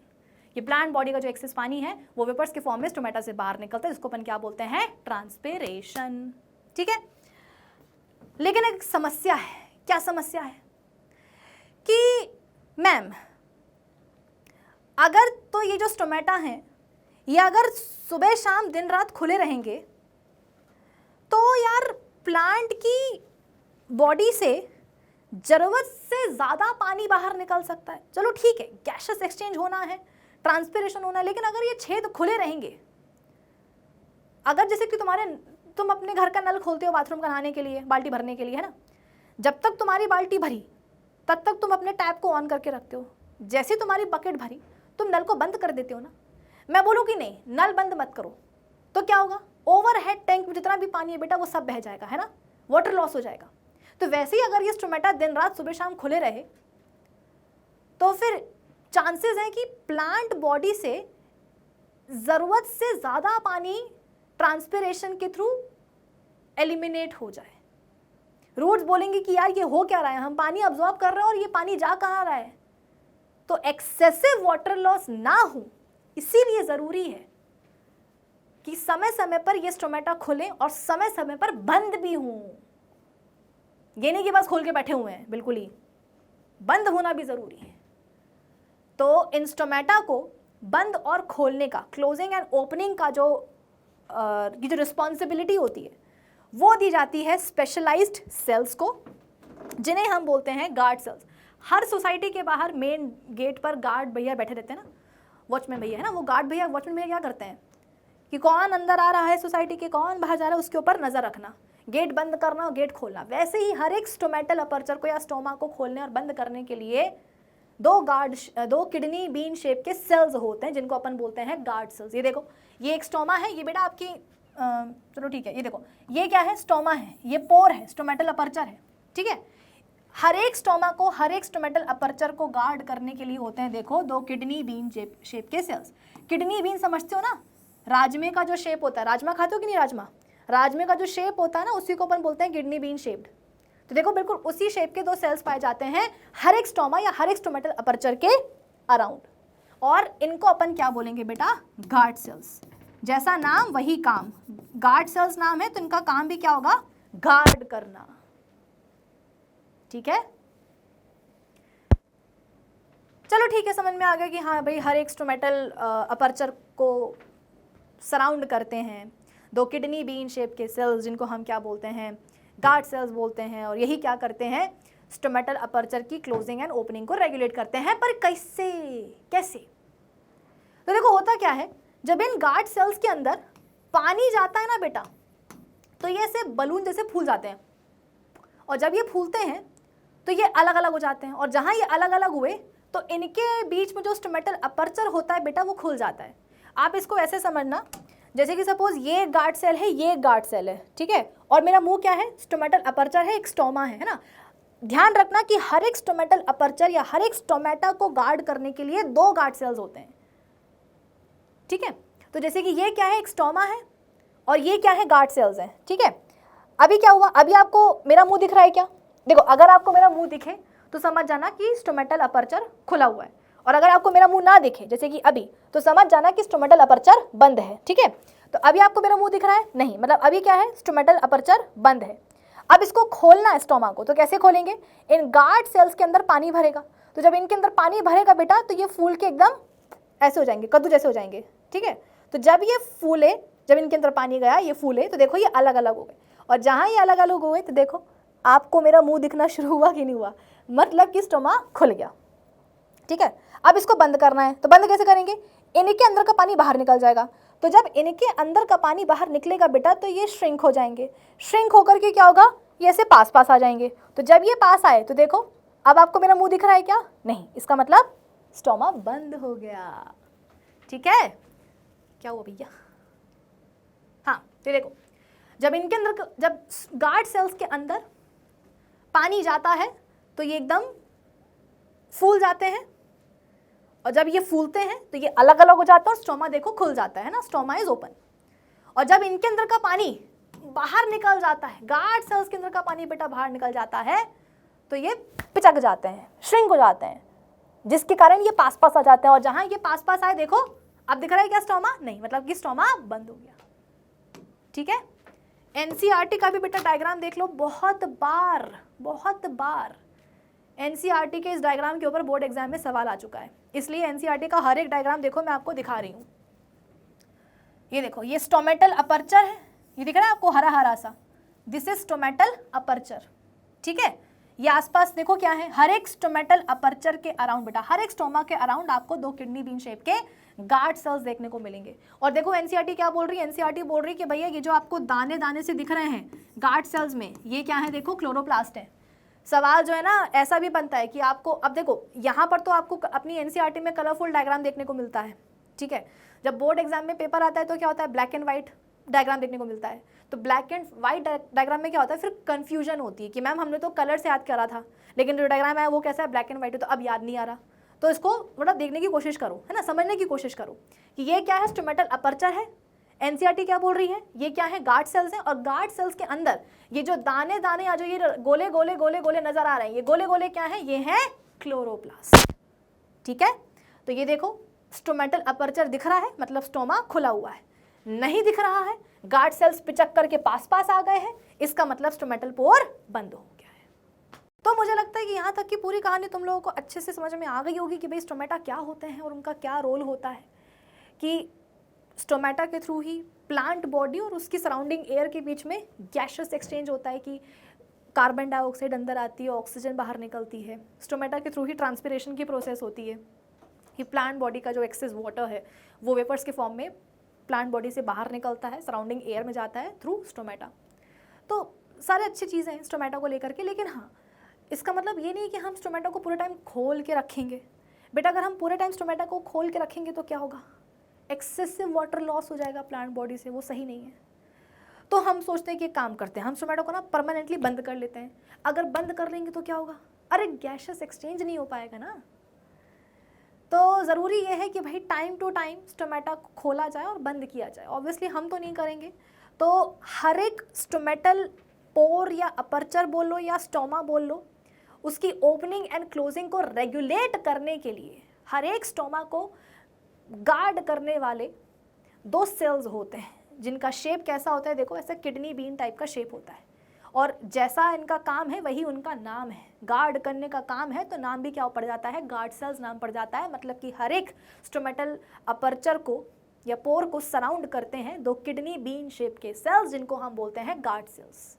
इनके अंदर पानी जाएगा, ये फूल जाएंगे, स्वेलअप हो जाएंगे और अलग अलग हो जाएंगे, तो स्टोमेटल अपर्चर खुल जाएगा।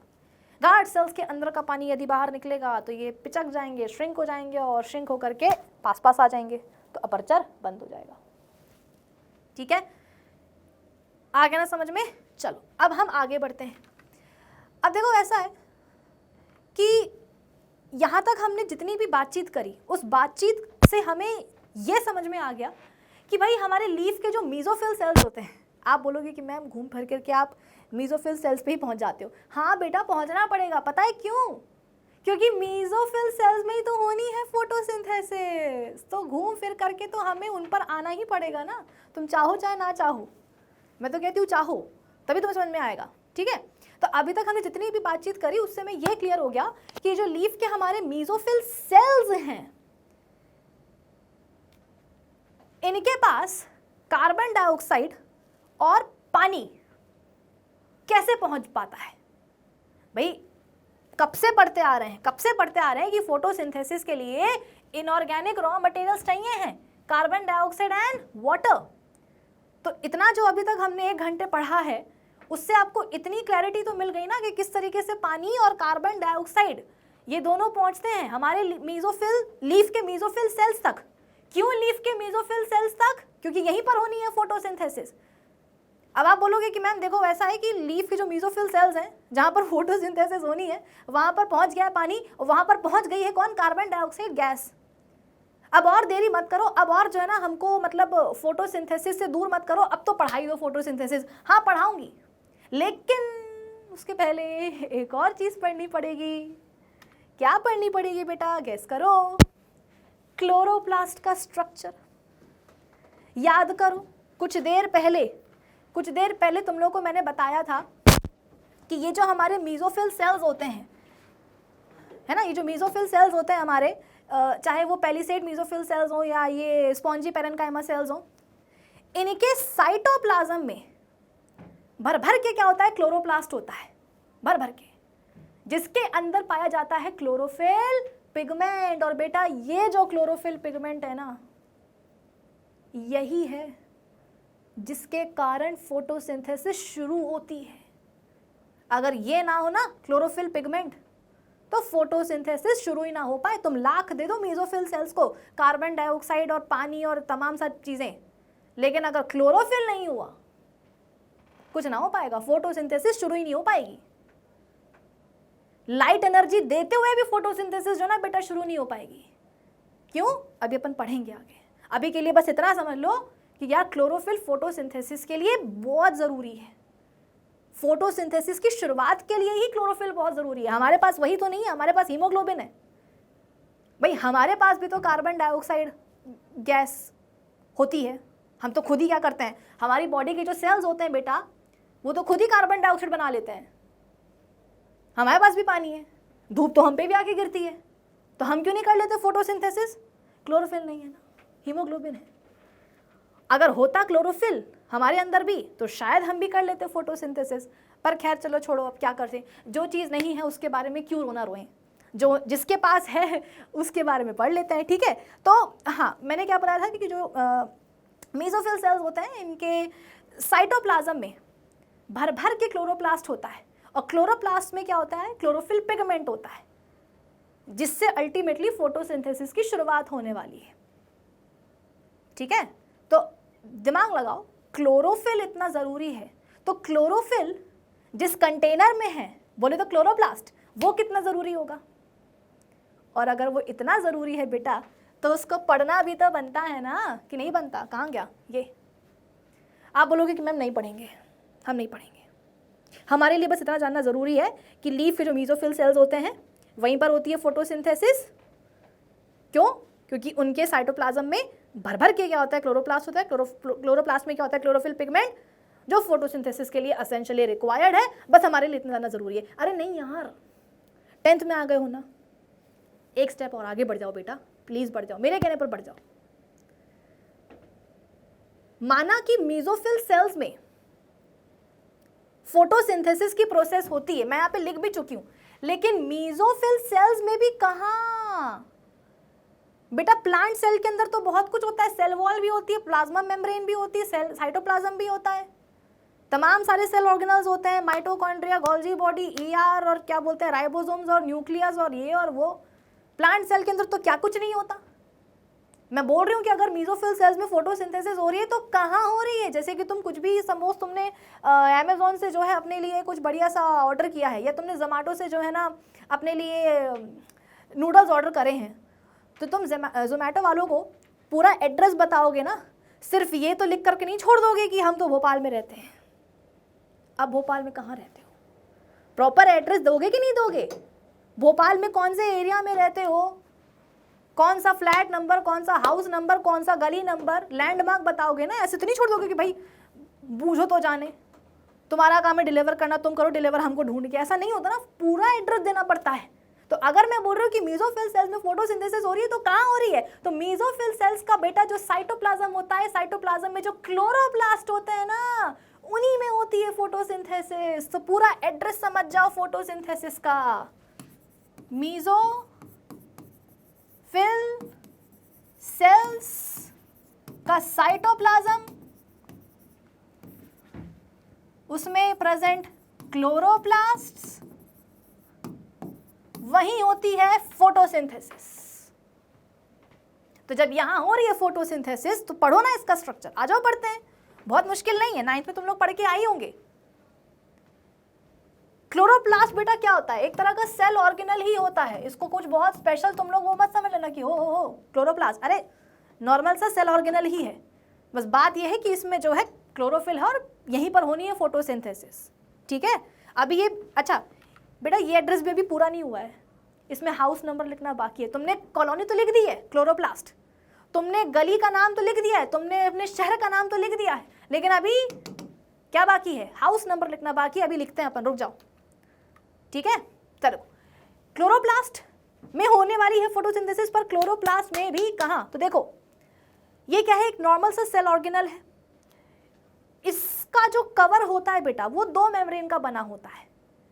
आउटर मेम्ब्रेन मतलब कितनी अनोखी बात है, देखो जो सेल ऑर्गेनल है अपना क्लोरोप्लास्ट, इसकी जो कवरिंग है या जो इसका जो कवर है वो दो मेम्ब्रेन की बनी होती है।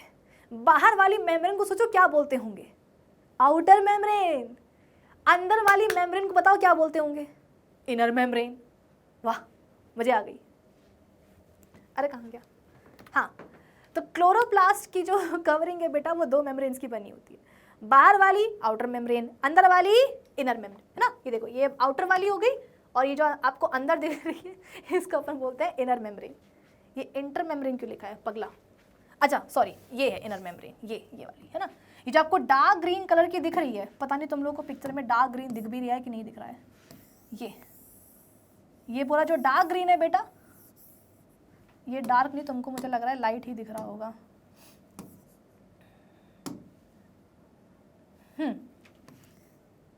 ये जो डार्क ग्रीन है बेटा ये है आउटर मेम्ब्रेन, ठीक है, और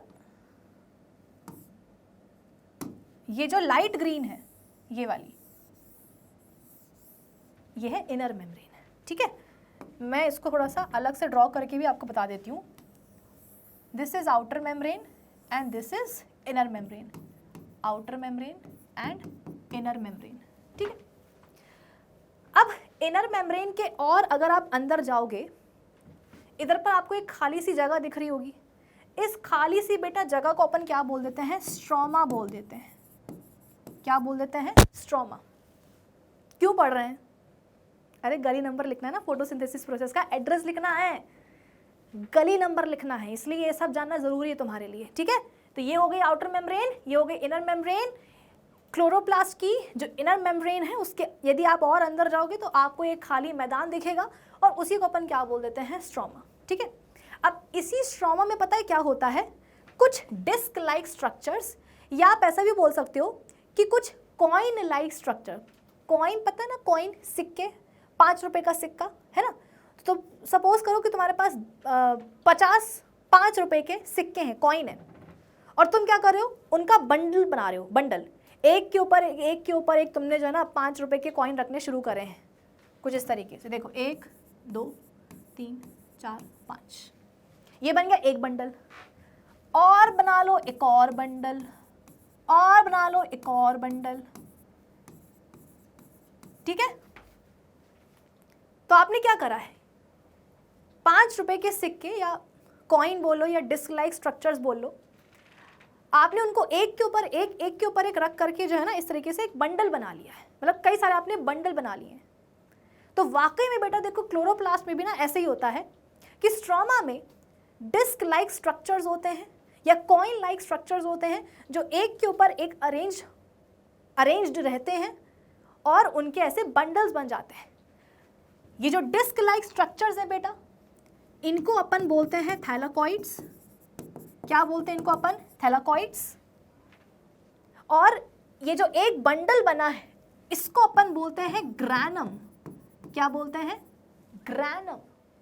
और यहाँ पर जो आपको इतने सारे बंडल्स बनते हुए नजर आए, इन सबको आप मिला करके क्या बोलोगे, ग्रैना। मतलब प्लूरल होता है ग्रैना, सिंगुलर होता है ग्रैनम, ठीक है। तो outer membrane, inner membrane, inner membrane के अंदर और गए तो मतलब इनर मेम्ब्रेन से आप और अंदर की तरफ आए क्लोरोप्लास्ट में, तो आपको एक खाली मैदान दिखा, हमने उसको बोल दिया क्या, स्ट्रोमा। कुछ इसमें आप बोल सकते हो कि अरे भाई तुम्हें क्या हुआ, रुकना बच्चों, ठीक है। यहाँ देखो, ये जो स्ट्रोमा है बेटा, इसमें कुछ कुछ ग्राउंड सब्सटेंस टाइप का भी भरा होता है, ठीक है। इसी स्ट्रोमा में हमने बोला कि डिस्क लाइक स्ट्रक्चर्स होते हैं जो एक दूसरे के ऊपर अरेंज्ड होते हैं। डिस्क लाइक स्ट्रक्चर्स होते हैं जो एक दूसरे के ऊपर अरेंज्ड होते हैं और कई सारे बंडल्स बन जाते हैं। इन डिस्क लाइक स्ट्रक्चर्स को हम बोलते हैं थैलाकॉइड्स। एक बंडल को हम बोलते हैं ग्रेनम, बहुत सारे बंडल्स को हम क्या बोलेंगे, ग्रेना, ठीक है। अब आप सोच रहे होंगे कि मैम ये जो आपने थैलाकॉइड्स बनाए हैं इनको आपने हरा हरा क्यों बनाया है। इनफैक्ट यहाँ पर भी जो आपको दिख रहा है ना, ये देखो, ये सब क्या है बेटा, थैलाकॉइड्स है ना। ये डायग्राम और अच्छा है, मैंने तो बहुत ही बेकार सा बना दिया है, ठीक है। तो इन्हीं को अपन क्या बोलते हैं, थैलाकॉइड्स बोलते हैं, ठीक है। आप बोल रहे हो कि मैम ये हरा हरा क्यों बना है, बेटा हरा हरा इसलिए बनाया, जानबूझ के बनाया है, मजे नहीं आई मुझे, क्योंकि यहाँ पर ही तो होता है क्लोरोफिल भैया, ओ भैया, यहीं पर होता है क्लोरोफिल। ये जो थैलाकॉइड्स है ना बेटा, इन्हीं में क्लोरोफिल पिगमेंट पाया जाता है।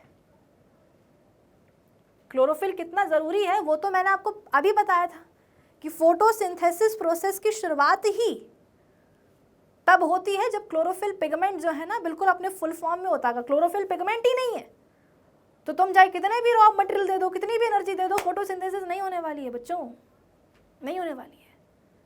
तो एग्जैक्टली क्लोरोफिल पिगमेंट ये तो सबको पता है कि हाँ भाई क्लोरोप्लास्ट में पाया जाता है क्लोरोफिल पिगमेंट, लेकिन वो भी कहाँ, क्लोरोप्लास्ट में भी कहाँ, तो जो थैलाकॉइड्स होते हैं इन्हीं में पाया जाता है क्लोरोफिल पिगमेंट, ठीक है। क्या अब हम पढ़ सकते हैं फोटोसिंथेसिस? हाँ, अब हम पढ़ सकते हैं। कैसे? अब एकदम ध्यान से सुनते जाना, ठीक है। तुम्हें ये तो पता ही है, अच्छा गली नंबर लिखना था फोटोसिंथेसिस की, तो आओ लिख देते हैं। क्लोरोप्लास्ट में भी कहाँ, थैलाकॉइड एंड स्ट्रोमा। ये शायद अभी पल्ले नहीं पड़ा होगा, अभी पड़ेगा, ठीक है। तुम तो बस इतना याद रखो कि हाँ हम फोटोसिंथेसिस अब फाइनली पढ़ना शुरू कर रहे हैं, ठीक है। ये जो हमारे लीफ के जो इतने सारे मीजोफिल सेल्स हैं इन्हीं में होनी है फोटोसिंथेसिस की प्रोसेस। अच्छा मेरी बात को समझना बेटा, जो कहानी मैं तुमको एक सेल की बता रही हूँ या एक क्लोरोप्लास्ट की बता रही हूँ वही कहानी हर एक मीजोफिल सेल की होगी और हर एक क्लोरोप्लास्ट की भी होगी, है ना। ऐसा मत समझना कि ये कहानी एक सेल की है या ये कहानी एक क्लोरोप्लास्ट की, नहीं। जो कहानी मैं तुमको सुनाऊंगी वो कहानी हर एक मीजोफिल सेल्स की होगी, चाहे वो पेलिसेड मीजोफिल सेल्स हो या फिर वो ये स्पॉन्जी मीजोफिल सेल्स हो, ठीक है। तो इन्हीं में क्या होना है, फोटोसिंथेसिस की प्रोसेस होना है, ओके। कार्बन डाइऑक्साइड और पानी आ चुके हैं इन मीजोफिल सेल्स के अंदर, यानी कि इनऑर्गेनिक रॉ मटेरियल्स आ चुके हैं, दिन भी हो चुका है, मतलब सवेरा हो चुका है, लाइट एनर्जी भी आना शुरू हो चुकी है, यानी कि अब हम डेफिनेटली क्या कर सकते हैं, फोटोसिंथेसिस की प्रोसेस को पढ़ना शुरू कर सकते हैं, ठीक है। आ जाओ यहीं से स्टार्ट कर देते हैं। सपोज ये क्या है बच्चों, एक मीजोफिल सेल है, या एक काम करते हैं दूसरे कलर से बनाती हूँ, चलो ये एक मीजोफिल सेल है, ठीक है। मीजोफिल सेल, इसके साइटोप्लाज्म में भर भर के क्या है, क्लोरोप्लास्ट है। अब इतने सारे क्लोरोप्लास्ट तो मैं एक साथ बना नहीं सकती हूँ, इसलिए मैं क्या करूँगी, मैं एक ही क्लोरोप्लास्ट बनाऊंगी, ठीक है। मैं एक ही क्लोरोप्लास्ट बनाऊंगी, इसलिए मैंने कहा था कि जो कहानी एक सेल की है या एक क्लोरोप्लास्ट की वही कहानी हर एक सेल और हर एक क्लोरोप्लास्ट की है। ये बन गया अपना मीजोफिल सेल, इसके साइटोप्लाज्म में भर भर के क्या है, क्लोरोप्लास्ट है, और यहाँ पर मैं एक क्लोरोप्लास्ट बना रही हूँ, ठीक है। ये बन गया मेरा एक क्लोरोप्लास्ट। आउटर मेम्ब्रेन हो गई इसकी, आ जाओ अंदर वाली भी बना देते हैं, इसमें क्या बड़ी बात है, ठीक है। इनर मेम्ब्रेन से और अंदर जाएंगे तो क्या होगा, खाली मैदान देखेगा, उसको अपन क्या बोलेंगे, स्ट्रोमा बोलेंगे। इसी स्ट्रोमा में क्या होता है बेटा, वही डिस्क लाइक स्ट्रक्चर्स जो हैं वो अरेंज होते हैं, जिनको अपन क्या बोलते हैं, थैलाकॉइड्स, है ना। एक के ऊपर एक बंडल्स में अरेंज होते हैं, ये देखो ऐसे, ये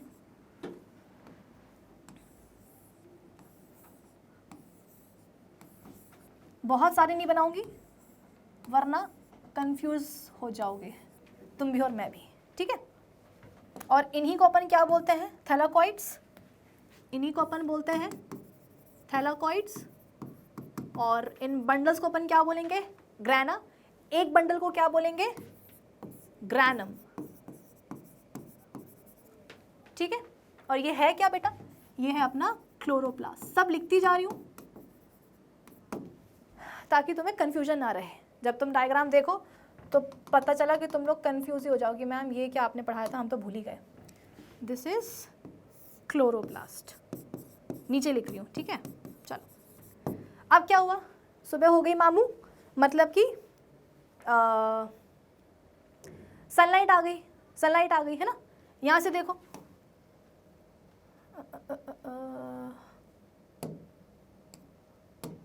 यहाँ से देखो लाइट एनर्जी आ रही है, मतलब ये सन है, ये सन है, ठीक है।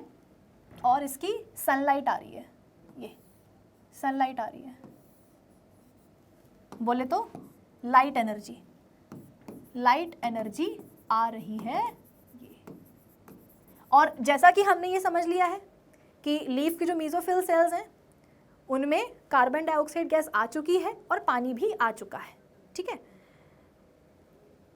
जो कार्बन डाइऑक्साइड गैस है बेटा, वो पता है कहाँ है, वो यहाँ है, यहाँ स्ट्रोमा में। कार्बन डाइऑक्साइड गैस कहाँ है, स्ट्रोमा में है। भाई मेसोफिल सेल्स के अंदर कार्बन डाइऑक्साइड गैस और पानी आ चुके हैं, लेकिन कहाँ आ चुके हैं, तो वही जो अपन एड्रेस लिखते जा रहे हैं कि मेसोफिल सेल्स में कार्बन डाइऑक्साइड और पानी आ चुके हैं। कहाँ जाएंगे, साइटोप्लाज्म में जाएंगे मेसोफिल सेल्स के, फिर वहां से कहाँ जाएंगे, क्लोरोप्लास्ट के अंदर जाएंगे। यानी कि क्लोरोप्लास्ट में कार्बन डाइऑक्साइड गैस और पानी दोनों आ चुके हैं, ठीक है। कहाँ गए, हाँ, तो क्लोरोप्लास्ट में, लीफ की मेसोफिल सेल में जो क्लोरोप्लास्ट है उसमें पानी और कार्बन डाइऑक्साइड गैस आ चुके हैं। कार्बन डाइऑक्साइड गैस कहाँ आकर के रुक गई, स्ट्रोमा में रुक गई, ठीक है। और जो पानी है वो रुका नहीं, पानी बोलेगा कि मैं तो बहूंगा, और बह बह के क्या होगा बेटा, वो देखो कुछ इस तरीके से थैलाकॉइड्स में आ चुका है, थैलाकॉइड्स में पानी आ चुका है, दोनों ही आ गए थे क्लोरोप्लास्ट में, पानी एंड कार्बन डाइऑक्साइड। लेकिन कार्बन डाइऑक्साइड बोली कि नहीं भैया मैं तो स्ट्रोमा में बैठूंगी, पानी बोला कि नहीं मैं तो बहूंगा, और बह करके क्या हुआ, देखो थैलाकॉइड्स के अंदर आ गया पानी, है ना, यहाँ पर भी पानी पानी है, सब पानी पानी है, ठीक है। और थैलाकॉइड्स के अंदर ही क्या है, अभी बताया था क्लोरोफिल पिगमेंट भी है। थैलाकॉइड्स के अंदर ही बेटा क्या है, ये क्लोरोफिल पिगमेंट, ठीक है, क्लोरोफिल है ये भर भर के। अब क्या हुआ, सुबह हो गई, सनलाइट आनी शुरू हुई। सनलाइट की जो लाइट एनर्जी है बेटा, वो जो हमारे लीफ के जो मेसोफिल सेल्स हैं, ये क्या है, मेसोफिल सेल ही तो है ना, लीफ के मेसोफिल सेल्स तक क्या हुआ, लाइट एनर्जी आई। मेसोफिल सेल्स में जो क्लोरोप्लास्ट्स हैं उनके अंदर आ गई लाइट एनर्जी, और क्लोरोप्लास्ट के अंदर ये जो थैलाकॉइड्स हैं इनके अंदर तक आ चुकी है लाइट एनर्जी। मतलब देखो अंदर ही घुसती जा रही है कि मैम मैं गो टू टॉयलेट करके क्या हो गया, या मैम मैं कम इन करके क्या हुआ, अंदर अंदर अंदर अंदर अंदर आती चली गई, कि पहले लीफ के ऊपर आई, फिर लीफ के मेसोफिल सेल्स में आई, मेसोफिल सेल्स के साइटोप्लाज्म में आई, फिर क्लोरोप्लास्ट में आई, क्लोरोप्लास्ट में कहाँ गई, थैलाकॉइड्स में आ गई, कौन, लाइट एनर्जी। अब क्लोरोफिल बोला, क्या बोला कि बहन जी आप आए हो, हैं, अब आप आए हो तो अब हम बेटा तुमको ट्रैप कर लेंगे। भाई या तो तुम आती नहीं, भाई देखो थैलाकॉइड्स में क्लोरोफिल मजे से जो है एंजॉय कर रहा होता है, लेकिन हुआ क्या, पानी आ गया मुंह उठा करके, क्लोरोफिल ने बोला ये क्या बदतमीजी है, तो पानी बोला कि मैं तो बहूंगा, मैं तो आ जाऊंगा, क्या कर लोगे।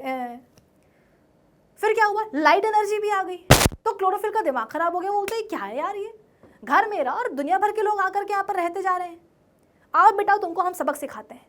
तो क्लोरोफिल बोलता है कि लाइट एनर्जी से कि अब तुम आई हो ना, तो अब हम तुमको पकड़ लेंगे, तुम्हें ट्रैप कर लेंगे। तो यहाँ पर पहली स्टेप क्या हुई बेटा, पहली स्टेप देखो यहाँ से शुरू हो चुकी है फोटोसिंथेसिस की, trapping of light energy. Light energy को ट्रैप कर लिया गया बाय क्लोरोफिल। क्लोरोफिल बोलता है कि अब तुमको नहीं जाने देंगे, आई बड़ी, अब तुमको नहीं जाने देंगे, तुमको ट्रैप कर लिया हमने। तो लाइट एनर्जी बोलेगी कि अरे यार मुझको जाने दो, तो क्लोरोफिल बोलेगा नहीं नहीं नहीं नहीं नहीं, अब तुमको हम जाने नहीं देंगे, तुमको हम ट्रैप कर लेंगे। और ट्रैप करने के बाद क्या होगा, लाइट एनर्जी का अचार डालेंगे क्या, नहीं, लाइट एनर्जी को अब कन्वर्ट किया जाएगा केमिकल एनर्जी में। यानी कि क्लोरोफिल ने क्या करा, जो लाइट एनर्जी आ रही थी थैलेकॉइड में, उस लाइट एनर्जी को क्लोरोफिल ने ट्रैप कर लिया। फर्स्ट स्टेप फोटोसिंथेसिस की। सेकेंड स्टेप में क्या हुआ, कन्वर्जन ऑफ लाइट एनर्जी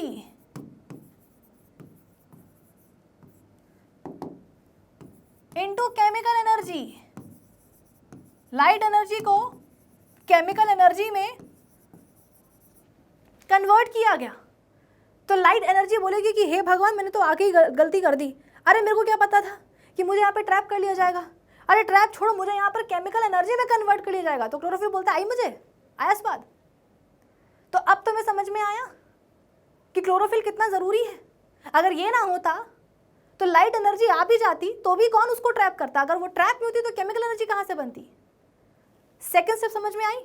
चलो अब जो ये है क्या बोलते हैं उसको, क्लोरोफिल, वो बोलता है कि ये जो पानी है ना बेटा, पानी, इसको भी हम ठिकाने लगाते हैं। भाई क्लोरोफिल का तो घर था क्या, थैलेकॉइड्स, मुंह उठा करके पानी आ गया, मुंह उठा करके लाइट एनर्जी आ गए, तो क्लोरोफिल को तो गुस्सा आएगा ना। क्लोरोफिल बोलेगा कि अब मैंने सबको ठिकाने लगाता हूँ, रुक जाओ। सबसे पहले उसने क्या करा, लाइट एनर्जी को ट्रैप करा, फिर इसके बाद में लाइट एनर्जी का कन्वर्जन हुआ केमिकल एनर्जी में। फिर उसके बाद में ये क्लोरोफिल बोलता है कि अब ये जो पानी आया ना, पानी, इसको भी हम ठिकाने लगाते हैं।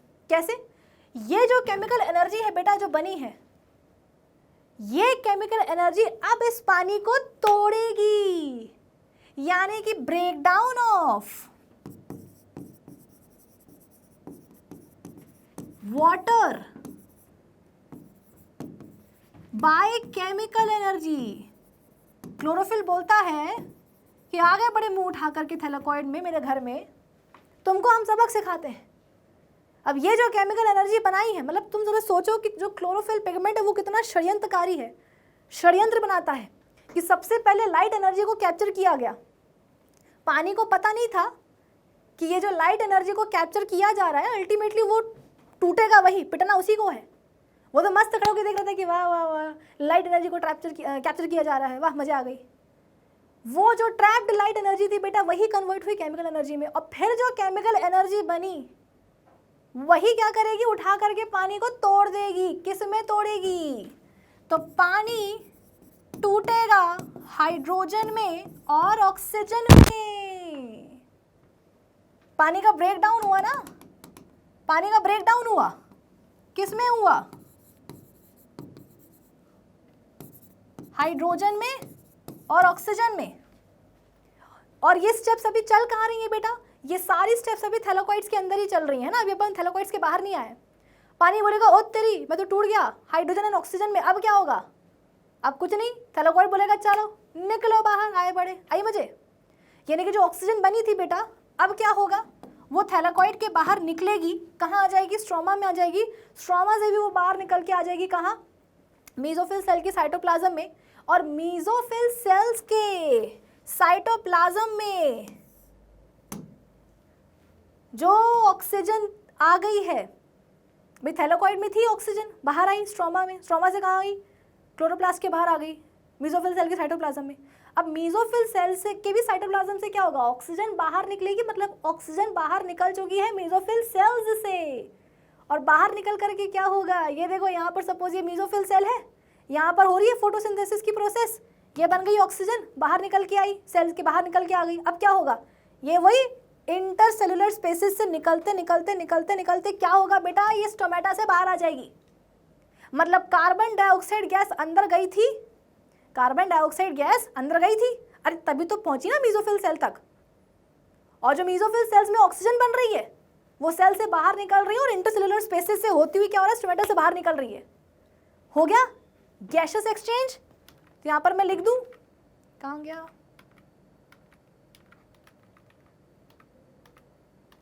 हाँ जी, ये जो ऑक्सीजन है ये बाहर इवॉल्व हो जाएगी, बाहर निकल जाएगी, प्लांट बॉडी को ही छोड़ देगी कि रहना ही नहीं है मुझे यहाँ पर।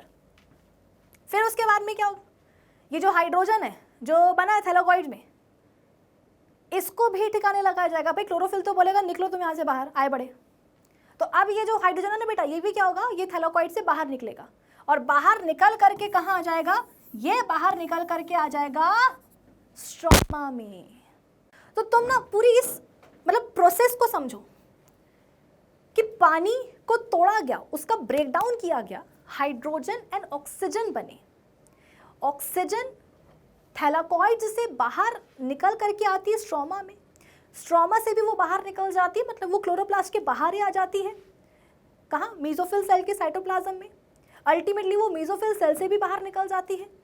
मेसोफिल सेल्स के बीच में जो इंटरसेल्युलर स्पेसेस होते हैं उनके थ्रू होते हुए क्या होता है, जो ऑक्सीजन है ना वो स्टोमेटा के थ्रू प्लांट बॉडी से बाहर ही निकल जाती है। वो बोलती है कि यार मेरी इतनी घोर बेइज्जती हुई है, मुझे जो है ऐसे पीट पीट करके ऐसे तोड़ तोड़ करके बनाया गया है, मुझे प्लांट बॉडी में रहना ही नहीं है, मैं तो बाहर जा रही हूँ। वहीं जो हाइड्रोजन है वो थोड़ा सा आप बोल सकते हो कि क्या ढीठ टाइप का है, इतने आसानी से जो है इसको अपनी इंसल्ट महसूस नहीं होती है। थोड़ी तो महसूस हुई है हाइड्रोजन को भी बेटा, थोड़ी बहुत तो इंसल्ट महसूस हुई है। उसको लगा कि अरे यार मुझे कैसे बनाया गया है, पानी को तोड़ के उसका ब्रेकडाउन करवा के जो ना मुझे बनाया गया, ये तो मेरी इंसल्ट है। शादी के नाराज फूफा जी, ये तो मेरी इंसल्ट है, मैं तो बाहर चला जाऊंगा। बाहर कहाँ, फूफा जी नाराज होते हैं शादी में, हर शादी में बेटा फूफा जी नाराज हो जाते हैं, है ना। वो नाराज होते हैं और नाराज होकर के चले भी जाएंगे, लेकिन कहाँ चले जाएंगे, ऐसी जगह जाकर के बैठेंगे जहां पर सारे रिश्तेदारों को वो दिखते रहें। ऐसा नहीं कि वो चले ही जाए बाहर, अगर बाहर चले जाएंगे तो वो दिखेंगे नहीं तो लोगों को याद कैसे आएगा, अरे फूफा जी नाराज हो गए हैं। तो वो ऐसी जगह जाके बैठते कि सब लोग उनको देखते रहें, लोगों को रियलाइज हो कि यार ये गुस्सा है, चलो उनको जाके बनाएं, है ना। तो जो हाइड्रोजन ये बोलेगा कि हाँ बेइज्जती हुई है मेरी, मैं यहाँ से बाहर निकलूंगा। बाहर कहाँ, अरे थैलाकॉइड से निकल करके बेटा हाइड्रोजन आ जाता है कहाँ, स्ट्रोमा में। ये दिख रहा है, ये ठीक है। ये नहीं कि बाहर ही निकल जाए लीफ के ना, लेकिन नहीं, बाहर तो निकलेंगे, लेकिन कितना बाहर निकलेंगे, थोड़ा कम बाहर निकलेंगे। थैलाकॉइड से निकल करके बेटा हाइड्रोजन कहाँ आ गया, स्ट्रोमा में आ गया। अच्छा, स्ट्रोमा में ऑलरेडी कौन था, ये थी कार्बन डाइऑक्साइड। तो हाइड्रोजन बोलता है कि चलो हम अकेले नहीं हैं स्ट्रोमा में, कोई तो है हमारा साथ देने के लिए, कार्बन डाइऑक्साइड। अब हम तुमसे ही जाकर के चिपक जाएंगे। 10th केमिस्ट्री में पहले चैप्टर में तुम पढ़ते हो ऑक्सीडेशन एंड रिडक्शन, वहाँ पर तुमको ये सिखाया जाता है कि किसी भी सब्सटेंस में यदि हाइड्रोजन का एडिशन हो जाता है तो उसको हम बोलते हैं रिडक्शन। तो यहाँ पर हो क्या रहा है, हाइड्रोजन जो निकल करके स्ट्रोमा में आया है उसको देखिए कार्बन डाइऑक्साइड, तो हाइड्रोजन बोलता है कि मैं तो जो है जाकर के कार्बन डाइऑक्साइड से चिपक जाऊँगा। मतलब कि यहाँ पर स्ट्रोमा में बेटा कार्बन डाइऑक्साइड में हाइड्रोजन का एडिशन हो रहा है, कार्बन डाइऑक्साइड में हाइड्रोजन का एडिशन हो रहा है, हाइड्रोजन आकर के इससे चिपक रहा है, जुड़ रहा है। इसका मतलब यहाँ पर क्या हुआ, कार्बन डाइऑक्साइड का रिडक्शन हुआ। अब रिडक्शन हुआ है बेटा, ये चिपक रहा है तो कुछ ना कुछ तो बनेगा। क्या बनेगा, इस चिपका चिपकी से अल्टीमेटली बन जाता है वही जिसका तुम्हें इंतजार था और मुझे भी इंतजार था, और वो था अपना गुल्लू यानी ग्लूकोज। कार्बन, ऑक्सीजन, हाइड्रोजन मिल गए तो क्या बन गया, गुल्लू, ग्लूकोज। मतलब कि प्लांट का खाना यही तो होती है फोटोसिंथेसिस, समझे, यही होती है फोटोसिंथेसिस। कि किस तरीके से पानी, कार्बन डाइऑक्साइड आए, कार्बन डाइऑक्साइड स्ट्रोमा में ही रुक गया, पानी गया बहते बहते थैलाकॉइड्स में, क्लोरोफिल ने क्या करा, सबसे पहले लाइट एनर्जी को ट्रैप करा, फिर उसका कन्वर्जन हुआ केमिकल एनर्जी में। वो केमिकल एनर्जी थैलाकॉइड्स में जो पानी था उसको तोड़ देती है हाइड्रोजन में और ऑक्सीजन में। ऑक्सीजन नाराज़ होकर के लीफ के बाहर ही निकल जाती है, इवॉल्व हो जाती है, उसको हम सूंघ लेते हैं, मतलब सांस ले लेते हैं, उसको अंदर ले लेते हैं। जो हाइड्रोजन है वो भी नाराज़ होकर के थैलाकॉइड से बाहर निकलती है, कहाँ आती है, स्ट्रोमा में आती है। लेकिन स्ट्रोमा में आकर के उसको क्या दिखती है, कार्बन डाइऑक्साइड, तो वो जाकर के कार्बन डाइऑक्साइड से ही चिपक जाती है, जिसको अपन क्या बोलते हैं, रिडक्शन ऑफ कार्बन डाइऑक्साइड। इससे बना क्या, कार्बोहाइड्रेट मतलब गुल्लू, ठीक है। तो यहाँ पे मैं लिख देती हूँ, जगह नहीं है वैसे, reduction of carbon dioxide into carbohydrate. Reduction हुआ लेकिन उससे बना क्या, कार्बोहाइड्रेट अपना गुल्लू। फाइनली ग्लूकोज बन गया, मतलब प्लांट का खाना बन गया। ये हुई बेटा फोटोसिंथेसिस की प्रोसेस, ठीक है। अब देखो ऐसा है कि थैलेकॉइड्स में जो हुआ और जो स्ट्रोमा में हुआ उसको ना हम थोड़ा सा अलग अलग कर देते हैं। कैसे? थैलेकॉइड्स में जो हुआ बेटा उसको अपन बोल देते हैं लाइट रिएक्शन, ठीक है, लाइट रिएक्शन। ये एक्चुअली हो गई थी अपनी स्टेप नंबर 4, है ना, स्टेप नंबर 4। पहली स्टेप क्या थी, लाइट एनर्जी की ट्रैपिंग बाय क्लोरोफिल, फिर कन्वर्जन हुआ into chemical energy, step number 2। Third step क्या हुआ, ब्रेकडाउन हुआ पानी का by chemical energy into hydrogen and oxygen. ये 3 स्टेप्स हो गई। ये तीनों स्टेप्स कहाँ हुई, थैलेकॉइड्स के अंदर। तो इन तीनों को मिला करके मैं क्या बोल दूंगी, इन तीनों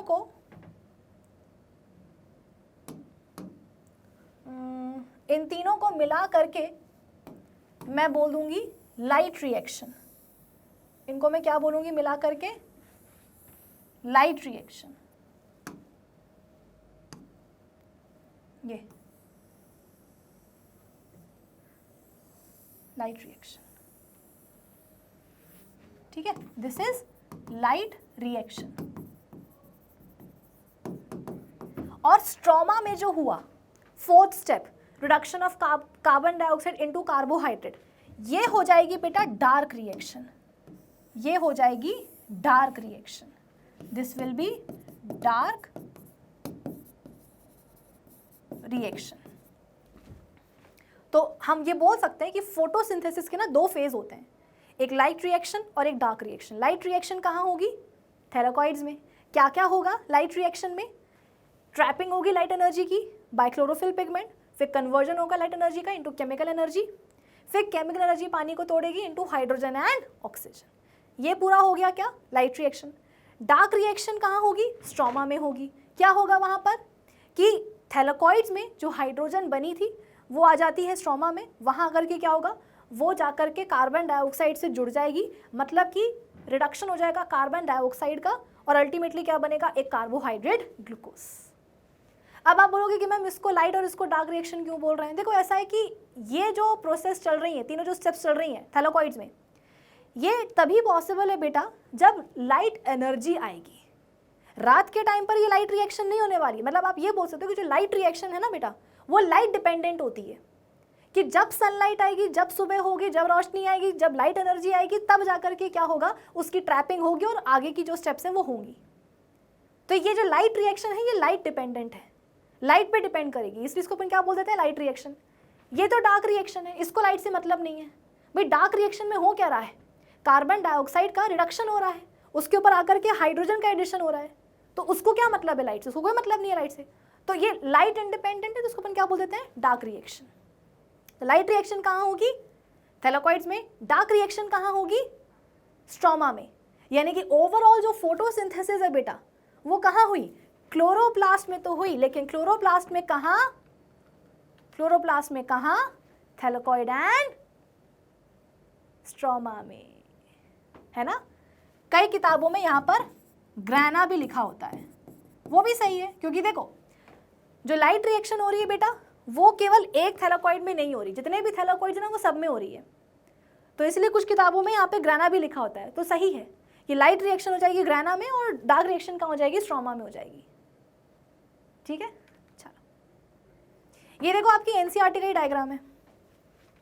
चलो इसको अपन बाद में देखेंगे, पहले जो अपन ने पढ़ा है उसको, अरे भैया क्या हो गया, उसको जो है एक बार जल्दी से जो लिखा है वो भी अपन रीड कर लेते हैं। ठीक है, आ जाओ। ये देखो light reaction, absorption of light energy. सबसे पहले क्लोरोफिल पिगमेंट क्या करेगा, जो कि थैलेकॉइड्स में पाया जा रहा है, वो लाइट एनर्जी को ट्रैप करेगा, या यहाँ पर आप अब्जॉर्ब भी लिख सकते हो, है ना, ट्रैप भी लिख सकते हो और अब्जॉर्ब भी लिख सकते हो। फिर conversion of energy, the trapped light energy is then converted into chemical energy. Third, photolysis of water. देखो लाइसिस का मतलब क्या होता है? तोड़ना। फोटो का मतलब क्या?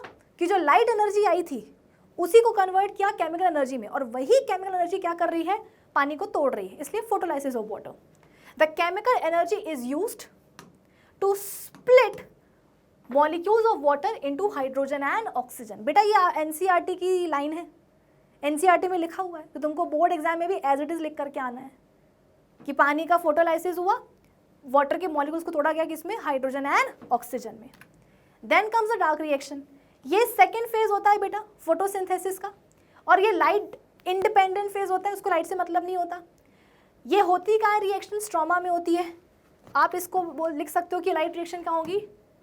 ग्राना में होगी या थैलेकॉइड्स। और ये लाइट डिपेंडेंट रिएक्शन होती है, ये लाइट इंडिपेंडेंट रिएक्शन है ना। ये फर्स्ट फेज है, ये फर्स्ट फेज है फोटोसिंथेसिस का, लाइट डिपेंडेंट होता है ये फेज। और कहाँ होगी? ग्राना में या थैलेकॉइड्स में, ठीक है। This reaction occurs in stroma.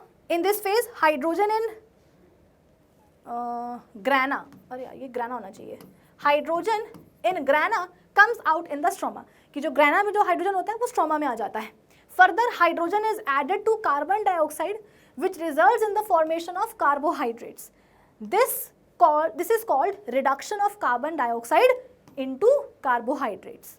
Oxygen is released into atmosphere. अब ये देखो कुछ बेसिक डिफरेंसेस हैं लाइट एंड डार्क रिएक्शन के बीच में। देखो सबसे पहले ये फीचर्स यहाँ पे लिखे हुए हैं, यहाँ पे लाइट रिएक्शन, यहाँ पे dark reaction. Requirement of light, तो लाइट रिएक्शन को तो हम बोल ही रहे हैं कि वो क्या है? लाइट डिपेंडेंट है, तो यहाँ पर लाइट की रिक्वायरमेंट होती है। डार्क रिएक्शन को लाइट की रिक्वायरमेंट नहीं है। कहाँ होती है? तो लाइट रिएक्शन होती है बेटा ग्राना में, जो कि एक पार्ट है क्लोरोप्लास्ट का। डार्क रिएक्शन कहाँ होती है? स्ट्रोमा रीजन में होती है। एटीपी एंड NADPH2 ये क्या होते हैं बेटा? ये ना एनर्जी के दो बटुए होते हैं, ठीक है। तो जब लाइट रिएक्शन होती है बेटा, लाइट रिएक्शन में भी कब? जब लाइट एनर्जी कन्वर्ट होती है इनटू केमिकल एनर्जी, उस दौरान ATP और NADPH2 मतलब ये दोनों एनर्जी के बटुए आप बोल सकते हो कि बन जाते हैं, प्रोड्यूस हो जाते हैं, है ना। तो लाइट रिएक्शन में जब लाइट एनर्जी कन्वर्ट होती है केमिकल एनर्जी में, उस दौरान ATP और NADPH2 प्रोड्यूस हो जाते हैं एनर्जी के बटुए। डार्क रिएक्शन में ATP और NADPH2 बनेंगे नहीं, प्रोड्यूस नहीं होंगे, लेकिन हाँ जब हाइड्रोजन और कार्बन डाइऑक्साइड आपस में जुड़ रहे होंगे, जब कार्बन डाइऑक्साइड का बेटा रिडक्शन चल रहा होगा ना, उस समय ATP और NADPH2 को यूज किया जाता है। मतलब ये बने कहाँ? लाइट रिएक्शन में, जब लाइट एनर्जी कन्वर्ट हो रही थी केमिकल एनर्जी में। और ये इस्तेमाल कब हुए? जब कार्बन डाइऑक्साइड का रिडक्शन चल रहा था, तब इनका इस्तेमाल किया गया, ठीक है। Next, sugar formation light reaction में कहाँ होती है? डार्क रिएक्शन में ग्लूकोज बनता है, लाइट रिएक्शन में ऑक्सीजन रिलीज होती है, डार्क रिएक्शन में ऑक्सीजन रिलीज नहीं होती है। डार्क रिएक्शन में सिर्फ क्या होता है? Reduction of carbon dioxide to carbohydrate, ठीक है। चलो अच्छा, अब यहाँ पर हम बेटा थोड़ा सा डेजर्ट प्लांट्स के बारे में भी बात करते हैं, क्योंकि एनसीईआरटी में डेजर्ट प्लांट्स के बारे में बोला गया है। ये पूरी एनसीईआरटी की ही लाइन है। एनसीईआरटी बोलती है कि ये जो लाइट और ये जो डार्क रिएक्शन हो रही है एक के बाद एक, ज़रूरी नहीं है कि ये एक के बाद एक इमीडिएटली हो ही जाएं। ये एनसीईआरटी बोलती है कि these steps need not takes place one after the another immediately. जैसे कि जो हमारे डेजर्ट प्लांट्स होते हैं उनके बारे में मैंने आपको बताया कि वहाँ पर ऑलरेडी बेटा पानी की बहुत कमी होती है ना, और टेम्परेचर भी वहाँ पे बहुत ज़्यादा होता है। तो मान लो कि अगर दिन के टाइम पर, जैसे अभी जो हम बात कर रहे थे ना बेटा, वो ट्रॉपिकल प्लांट्स की बात कर रहे थे कि दिन में क्या है, दिन में मतलब सुबह हो गई, सनलाइट आ रही है, लाइट एनर्जी को ट्रैप किया जा रहा है, कैप्चर किया जा रहा है, स्टोमेटा खुले हुए हैं, कार्बन डाइऑक्साइड अंदर आ रही है, मीजोफिल सेल्स के क्लोरोप्लास्ट के अंदर, थैलेकॉइड्स के अंदर, थैलेकॉइड्स नहीं, मीजोफिल सेल्स के अंदर जो है कार्बन डाइऑक्साइड आ रही है, क्लोरोप्लास्ट के अंदर जा रही है, स्ट्रोमा में आकर के बैठ रही है, पानी जो है अब्जॉर्ब किया जा रहा है। मतलब ये दिन का पूरा टाइम चल रहा था, ठीक है। लेकिन जब हम बात करते हैं डेजर्ट प्लांट्स की बेटा, तो डेजर्ट प्लांट्स में थोड़ी सी दिक्कत हो जाती है। क्या? कि दिन के टाइम पर यदि उनके स्टोमेटा खुले रहेंगे तो क्या होगा? Water loss. तो डेजर्ट प्लांट्स वाटर लॉस को प्रिवेंट करने के लिए क्या करते हैं ना, दिन के टाइम पर अपने स्टोमेटा को बंद रखते हैं। तो आप बोलोगे कि मैम ये क्या बात हुई? दिन के टाइम पर तो लाइट एनर्जी आने वाली है, दिन के टाइम पर तो लाइट एनर्जी आने वाली है। लाइट एनर्जी को क्लोरोफिल पिगमेंट क्या करेगा, कैप्चर करेगा, फिर केमिकल एनर्जी बनेगी, केमिकल एनर्जी पानी को तोड़ेगी, हाइड्रोजन जो बनेगा वो किसके ऊपर जाकर के चिपकेगा, डेजर्ट प्लांट्स में दिन के टाइम पर जब ये लाइट रिएक्शन हो रही है, हाइड्रोजन जो बन रहा है वो स्ट्रोमा में आकर के किसके ऊपर आके चिपकेगा, क्यों, क्योंकि दिन के टाइम पर डेजर्ट प्लांट्स में क्या है, स्टोमेटा तो बंद पड़े हैं, तो कार्बन डाइऑक्साइड तो अंदर आ ही नहीं रही है, अंदर नहीं आएगी तो फिर वो जो है हाइड्रोजन को चिपकेगा किसके साथ। तो होता क्या है कि दिन के टाइम पर स्टोमेटा बंद होते हैं एक्सेस पानी के लॉस को रोकने के लिए, लेकिन रात के टाइम पर स्टोमेटा खुल जाते हैं। तो रात के टाइम पर क्या होता है, कार्बन डाइऑक्साइड अंदर आ जाती है और अंदर आकर के वो एक इंटरमीडिएट कंपाउंड में आकर के कन्वर्ट हो जाती है, जिसको अपन बोलते हैं मैलिक एसिड। मैलिक एसिड आपकी एनसीईआरटी बुक में नहीं लिखा हुआ है, लेकिन मैंने आपको जानकारी के लिए बता दिया है कि रात के टाइम पर जब डेजर्ट प्लांट्स में स्टोमेटा खोलेंगे तो कार्बन डाइऑक्साइड अंदर आएगी और वो एक इंटरमीडिएट कंपाउंड में जो है कन्वर्ट हो जाएगी, एक इंटरमीडिएट कंपाउंड में वो क्या होगी, कन्वर्ट हो जाएगी।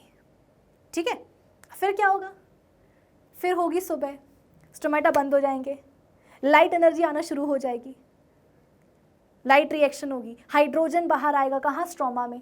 फिर हाइड्रोजन आके बोलेगा कि अरे यार कार्बन डाइऑक्साइड दिख नहीं रही, तो कार्बन डाइऑक्साइड बोलेगी यू मैं यहाँ हूँ, कहाँ, वो इंटरमीडिएट कॉम्प्लेक्स में फंसी होगी।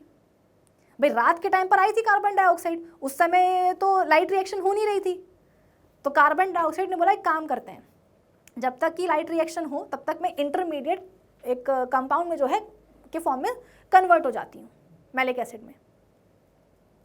और फिर जैसे ही सुबह हुई, लाइट रिएक्शन हुई, हाइड्रोजन आया, तो वो जो इंटरमीडिएट कॉम्प्लेक्स होता है बेटा, वो जो कंपाउंड होता है वो टूटता है, तो उसमें जो कार्बन डाइऑक्साइड ट्रैप्ड होती है वो रिलीज हो जाती है और वहाँ से हाइड्रोजन भी आ जाता है, तो बस रिडक्शन हो जाएगा, बन जाएगा glucose.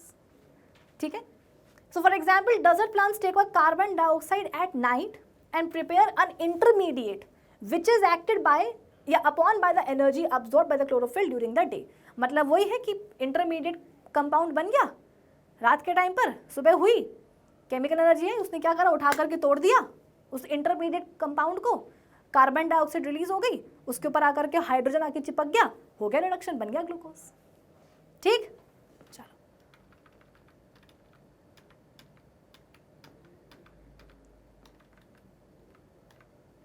the cells that occupy the space between the upper and the lower epidermis are called mesophyll cells. The mesophyll cells are differentiated into palisade and spongy mesophyll cells. The green cells of mesophyll are living parenchymatous cells which possess large number of chloroplasts.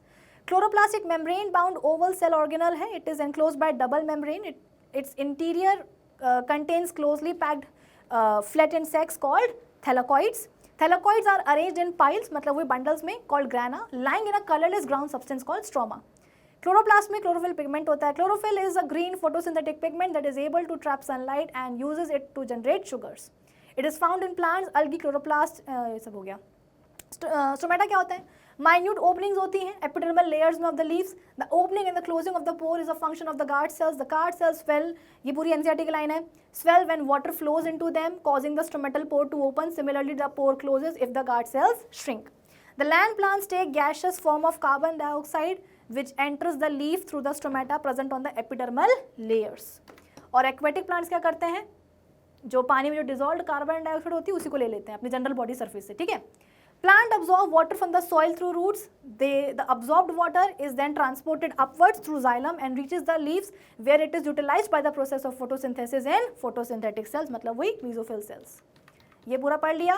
Okay तो इस तरीके से बेटा हमारी जो photosynthesis process है वो होती है कंप्लीट. और हाँ, एनसीईआरटी का ये डायग्राम मैं आपको बताना चाह रही थी, ये आपकी एनसीईआरटी बुक का ही डायग्राम है ना. ये देखो ऊपर आपको वैक्सी क्यूटिकल दिखेगी, यहाँ पर आपको अपर एपिडर्मिस दिखेगी, ये आपको मीजोफिल सेल्स दिखेंगे, ये आपको स्पॉन्जी पेरेन्काइमस सेल्स दिखेंगे, ये आपको लोअर एपिडर्मिस दिखेगी, बीच में इनकी गैप है मतलब ये क्या है, स्टोमेटा है.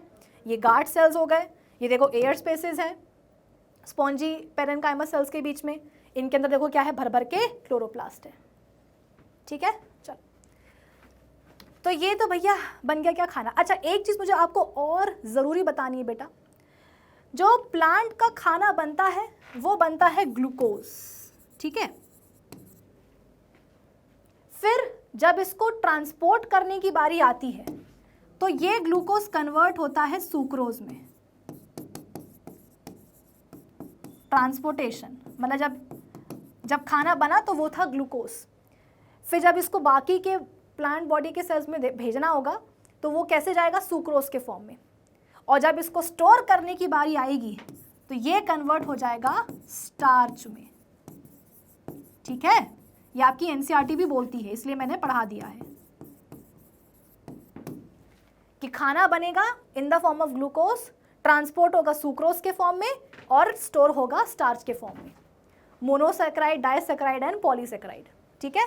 चलो लास्ट एक पैराग्राफ बचा है। Besides carbohydrates, nutritional requirement by plants are also obtain from soil in the form of nitrogen. सिर्फ बेटा कार्बोहाइड्रेट्स तो नहीं चाहिए ना प्लांट्स को, कुछ और भी चीज़ें चाहिए, नाइट्रोजन चाहिए, फॉस्फोरस चाहिए, आयरन चाहिए, मैग्नीशियम चाहिए है। नाइट्रोजन एक असेंशियल मिनरल न्यूट्रिएंट है which is needed for the synthesis of amino. बेटा प्लांट बॉडी को ना नाइट्रोजन भी चाहिए जिससे कि वो अमीनो एसिड्स बनाते हैं, जिससे कि प्रोटीन्स बनता है, उन्हीं अमीनो एसिड से क्लोरोफिल पिगमेंट बनेगा, डीएनए आरएनए बनेगा, है ना। तो कुल मिलाकर के प्लांट्स को नाइट्रोजन चाहिए होता है। नाइट्रोजन कहाँ से मिलेगा, आप बोलोगे कि मैम सराउंडिंग एयर में भर भर के नाइट्रोजन ले ले प्लांट्स, नहीं ऐसा नहीं होता। सॉइल में क्या होते हैं, वही नाइट्रोजन फिक्सिंग बैक्टीरिया होते हैं, वो क्या करते हैं, एटमॉस्फेरिक नाइट्रोजन को फिक्स करने का काम करते हैं। एटमॉस्फेरिक नाइट्रोजन को वो अमोनियम में कन्वर्ट करते हैं, मिट्टी में, फिर वो फर्दर कन्वर्ट होता है किस में, नाइट्राइट में, नाइट्रेट में, ठीक है। और फिर इन्हीं नाइट्रेट और नाइट्राइट कंपाउंड्स को जो है प्लांट्स क्या करते हैं, मिट्टी से अपनी बॉडी के अंदर अब्जॉर्ब कर लेते हैं। मतलब डायरेक्टली नाइट्रोजन गैस को जो है ना प्लांट बॉडी अपने अंदर नहीं लेते हैं। सबसे पहले जो सॉइल में नाइट्रोजन फिक्सिंग बैक्टीरिया होते हैं वो एटमॉस्फेरिक नाइट्रोजन को फिक्स करते हैं, कन्वर्ट करते हैं किस पे, अमोनियम में, फिर ये कन्वर्ट होता है नाइट्राइट में, फिर ये कन्वर्ट होता है नाइट्रेट कंपाउंड में, और फिर इनको क्या करते हैं, मिट्टी से प्लांट की जो जड़ें हैं वो प्लांट मतलब बॉडी के अंदर ले लेती हैं, ठीक है। So nitrogen gas present in the atmosphere in excess amount cannot be directly assimilated by the higher plants. It is absorbed in the form of inorganic nitrates or nitrites. Some microorganisms fix atmospheric nitrogen in the form of ammonium salts. They are also taken up by the higher plants. तो आज के session के लिए इतना ही। आज हमने plants में nutrition की प्रोसेस को कंप्लीट किया, फोटोसिंथेसिस कंप्लीट किया। अब हम मिलेंगे अपने अगले सेशन में, तब तक के लिए keep learning with definite success Pathshala. Bye bye, good night. और इसकी जो डीपीपी है वो आपको इसी वीडियो के डिस्क्रिप्शन बॉक्स में नीचे मिल जाएगी, उसको सॉल्व कर लेना। मिलते हैं अपने अगले सेशन में, बाय।